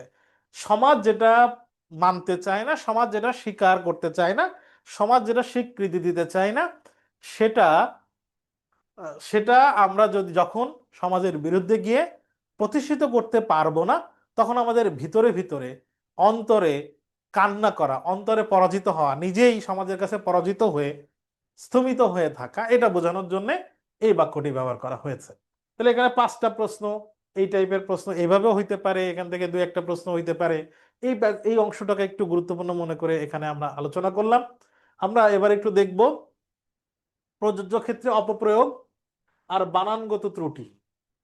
অপপ্রয়োগ আর বানানগত ত্রুটি যখন বলবে, তার মানে আমাকে খেয়াল করতে হবে কোন জায়গায় শব্দ এভাবে ব্যবহার করা যাবে না আর বানান ভুল আছে। খ্যাতি বা অর্থের উদ্দেশ্যে লেখা নয়, লিখতে হবে মানুষের কল্যাণ। তাহলে এখানে কল্যাণ বানানে দন্তান্ন দেয়া আছে, কল্যাণ বানানে মূর্ধন্য হবে। এরপরে সাধন কিংবা সৌন্দর্য বানানে এখানে জয়ের সাথে জ ফলা হবে না, সৌন্দর্য বানান এরকম হবে, সৌন্দর্য সৃষ্টির অভিপ্রায়। বঙ্কিমচন্দ্রের মতে অসত্য, নীতি নৈতিকতা বিরোধী কিংবা পরনিন্দার উদ্দেশ্য প্রণোদিত, উদ্দেশ্য প্রণোদিত শেষে তয় ওকার হবে না, প্রণোদিত বানানে ত হবে। বা স্বার্থ তাড়িত, স্বার্থ বানানে বফলা হয়। স্বার্থ তাড়িত লেখা পরিহার করা বাঞ্ছনীয়, বাঞ্ছনীয় হয় না, এখানে ইয়োর সাথে ছ হবে, ছ। বাঞ্ছনীয়, তিনি বলতে চান নতুন লেখকরা কিছু লিখে তাৎক্ষণিকভাবে হয় না, তাৎক্ষণিকভাবে হবে। তাৎক্ষণিকভাবে না ছাপিয়ে আবার কিছুদিন অপেক্ষা করে পুনরায় পাঠ করলে। এখানে দেখো আবার আছে, আবার পুনরায় আছে, এটা হবে না, লেখা আছে দেখো। এইটা আমি তোমাদেরকে বলি, এটা হচ্ছে পাঠ পরিচিতি। তোমাদের বাংলা প্রথম পত্র বোর্ড বইয়ের পাঠ পরিচিতি, বঙ্কিমের একটা প্রবন্ধ আছে শুরুতে, বঙ্কিমের বাঙ্গালার নব্য বাংলার নব্য লেখক দিগের প্রতি, বাংলার নব্য নব্য লেখক দিগের প্রতি, বাংলার নব্য লেখক দিগের প্রতি প্রবন্ধের পাঠ পরিচিত অংশ থেকে এটা না, তোমরা একটু মিলিয়ে একটু ঠিক করে না, আমি মিলিয়ে দিচ্ছি। না ছাপিয়ে আবার কিছুদিন অপেক্ষা করে পুনরায়, আবার অপেক্ষা করা আবার পুনরায়, আবার আর পুনরায় তো সেম জাতীয় শব্দ, তাহলে একবার ব্যবহার করা যাবে না। এখানে বলা আছে দেখবা বারবার, বারবার পাঠ করলে লেখাটি সমৃদ্ধশালী হয় না, সমৃদ্ধশালী হবে না, সমৃদ্ধ হবে, সমৃদ্ধ হয়ে উঠবে। যার যে বিষয়ে অধিকার নেই সে বিষয়ে লেখার চেষ্টা করা যেমন অনুচিত, তেমনি লেখায় বিদ্যা জাহির করার প্রবণতা, প্রবণতা বানানে মূর্ধন্য হবে। তিনি নিন্দনীয়, নিন্দনীয় বানানে এখানে হবে না, নিন্দনীয় বানানে এখানে দীর্ঘইকার হবে, নিন্দনীয় বলে মনে করেছেন। তিনি অনুকরণ বৃত্তিকেও দূষণীয়, দোষণীয় লেখা আছে, এটা হবে দূষণীয় বলেছেন। অনাবশ্যকীয় ভাবে, অনাবশ্যকীয় হয় না, অনাবশ্যক ভাবে, অনাবশ্যক ভাবে লেখার সৌষ্ঠব, এখানে মূর্ধন্য ষ ট আছে, এখানে হবে মূর্ধন্য ষ ঠ, লেখার সৌষ্ঠব বৃদ্ধি বা পরিহাস, পরিহাসে মূর্ধন্য ষ হবে না, পরিহাসে দন্তস্ব হবে, পরিহাস করার চেষ্টাও তার কাছে কাম্য নয়। সরল লোকে, সরল এটা বিশেষণ, এর বিশেষ্য হইতেছে সারল্য, তার মানে এখানে সারল্য হবে, আকার হবে। সারল্যকে তিনি সকল অলংকারের মধ্যে সর্বশ্রেষ্ঠ অলংকার। দেখো সকল অলংকারের মধ্যে আবার সর্বশ্রেষ্ঠ হয় না, সর্ব মানে সব, আবার এখানে সকল সকল আছে, তাহলে সকল অলংকারের মধ্যে সর্বশ্রেষ্ঠ না হয় শুধু শ্রেষ্ঠ হবে। তিনি সকল অলংকারের মধ্যে শ্রেষ্ঠ অলংকার বলে মনে করেছেন। সর্বোপরি, সর্বোপরি বানানে ওকার হবে।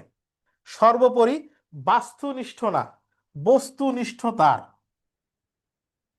বস্তুনিষ্ঠতা, সর্বোপরি বস্তুনিষ্ঠতার উপর গুরুত্বারোপ না হবে গুরুত্বারোপ, গুরুত্বারোপ করেছেন। এখন প্রশ্ন হইতেছে, এই যে এইভাবে শুদ্ধ করলাম, যতগুলো শুদ্ধ করলাম, এইটা কি তোমাদের জন্য গুরুত্বপূর্ণ? হ্যাঁ, উত্তর হইতেছে ভেরি ভেরি ইম্পর্টেন্ট।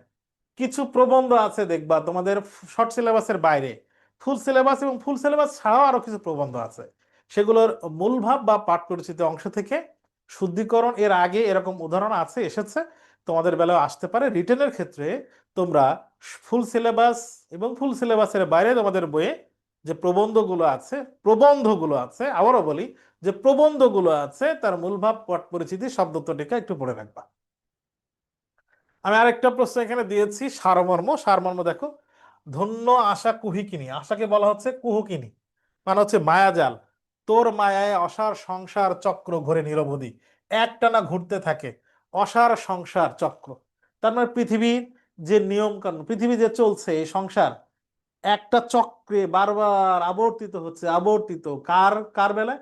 আশাকে উপলক্ষ করে। আশাই হচ্ছে জীবনের, মানুষের জীবনের একমাত্র অবলম্বন। আশা আছে বলেই এই মানুষ জীবন চলছে, দাঁড়াইতো স্থিরভাবে চলিত না হয়। যদি আশা না থাকতো তাহলে পৃথিবী বা সংসার থেমে যেত, স্থির হয়ে যেত, চলতো না। মঞ্চ বলে তুমি চক্র না ঘোরাতে যদি, ভবিষ্যৎ অন্ধমূল মানব সকল ঘুরিতেছে কর্মক্ষেত্র। ভবিষ্যৎ অন্ধ মূঢ় মানব সকল, মানব সকল মানে মানুষ জাতি। মানুষ যদি ভবিষ্যতে কি হবে জানে না তো, ভবিষ্যৎ সম্পর্কে তো সে আন্ধা, সে তো রেজাল্ট জানে না। এই আশা আছে, ভর্তি পরীক্ষা সামনে, আশা আছে পরীক্ষা দিলে আমি ভালো করতে পারি, অ্যাডমিশনে ভালো করতে পারি, ঢাকা বিশ্ববিদ্যালয়ে চান্স পাইতে পারি, এই হোপ, এক্সপেকটেশন, এই আশা আছে বলেই তো তুমি পড়ছো, চলছে, এই ক্লাসটা করতেছো। তুমি জানো না তো যে ভবিষ্যতে কি হবে, ফিক্সড কি হচ্ছে তা তো জানো না। বর্তুলাকার একটার পর একটা চলতেছে, ইন্দ্রজালে মুগ্ধ পেয়ে তব বল যুধিছে, মানে যুদ্ধ করতেছে, জীবন যুদ্ধ, হ্যাঁ এই জীবন যুদ্ধে যুদ্ধ করে যাচ্ছে, বল নিয়ে আগায় যাচ্ছে অনিবার একটানা। নাচাই পুতুল তৎ যথা দক্ষ বাজিকর, বাজিকর মানে যিনি খেলা করান, পুতুল নাচান, পুতুল বাজিকররা যেরকম পুতুল নাচান, নাচাও তেমনি তুমি অর্বাচীন নরে, এই মানুষকে তুমি সেভাবে নাচায় যাইতেছো। তার মানে মানুষ, পৃথিবী জগৎ সংসারে মানুষ, মানুষের জীবন থেমে যায় না, থেমে থাকে না। মানুষ যদিও ভবিষ্যৎ সম্পর্কে জানে না, তারপর মানুষের জীবন থেমে যায় না কেন? মানুষের ভিতরে আশা আছে তাই। তাহলে এখানে মূল ওয়ার্ড, মূল জিনিস হচ্ছে আশা। সারমর্ম ক্ষেত্রে মনে রাখবা, সারমর্ম, সারমর্মের ক্ষেত্রে মনে রাখবা, সারমর্মের ক্ষেত্রে তৃতীয়, ইংরেজিতে লিখি, থার্ড পার্সনে উত্তর লিখবা।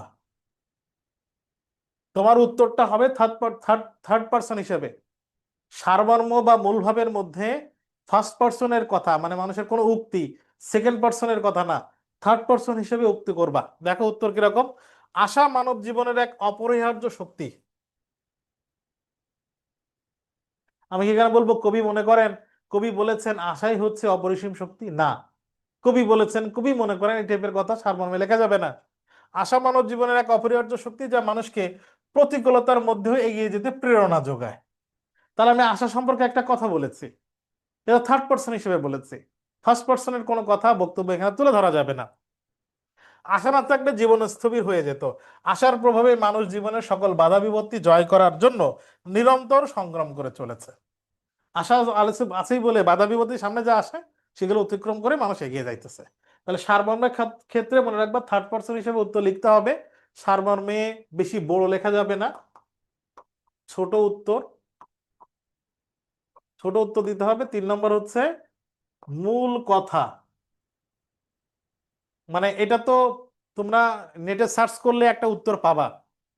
বেশিরভাগ ক্ষেত্রে বিভিন্ন গদবাদা বই, 9-10-এর ব্যাকরণ বই এবং অনলাইনে পাওয়া যায় এরকম সারাংশ, সারমর্ম এসেছে বিগত বছরের রচনা, মানে রিটেনে সারাংশ সারমর্ম যা আসছে তা কমন, বিভিন্ন বইয়ে বা 9-10 কয়েকবার তো আসছে, 9-10 ব্যাকরণ বইয়ের মধ্যে থেকে আসছে।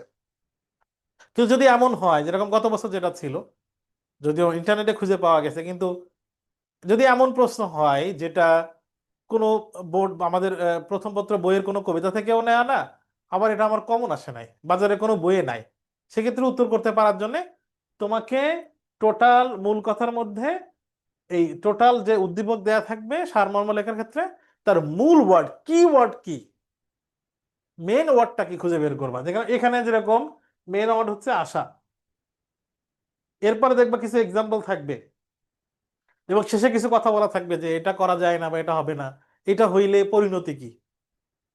তাহলে শেষে পরিণতি লেখা থাকে, যে জিনিসটা আছে সেই জিনিসটার পজিটিভ নেগেটিভ লেখা থাকে এবং শেষে পরিণতি লেখা থাকে নর্মালি মূলভাবে।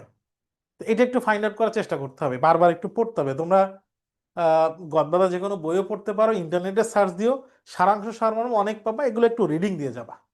খুবই ইম্পর্টেন্ট হচ্ছে নবম দশম শ্রেণীর ব্যাকরণ বই, সারমর্ম সারাংশ ক্ষেত্রে নবম দশমের ব্যাকরণ বইটা, ব্যাকরণ বইয়ে যত ভাব সম্প্রসারণ মূলভাব সারাংশ আছে সেগুলো একটু ভালো করে দেখে যাবা। এই ছিল তোমাদের সাথে বাংলা তোমাদের শেষ সময়ে রিভিশনে একটু হেল্প করার জন্য বাংলা বিষয়ে তোমাদের ক্লাস। আজকের ক্লাস এই পর্যন্ত। নেক্সট এরকম কোনো ক্লাস বা এরকম কোনো বিষয়ভিত্তিক ক্লাস নিয়ে তোমাদের সামনে আবার হাজির হবো, দেখা হবে। ততক্ষণ ভালো থাকো, সুস্থ থাকো। আহ শেষ সময়ে মাথা ঠান্ডা রেখে প্রস্তুতি নাও। সবাই ভালো থাকো। আসসালামু আলাইকুম।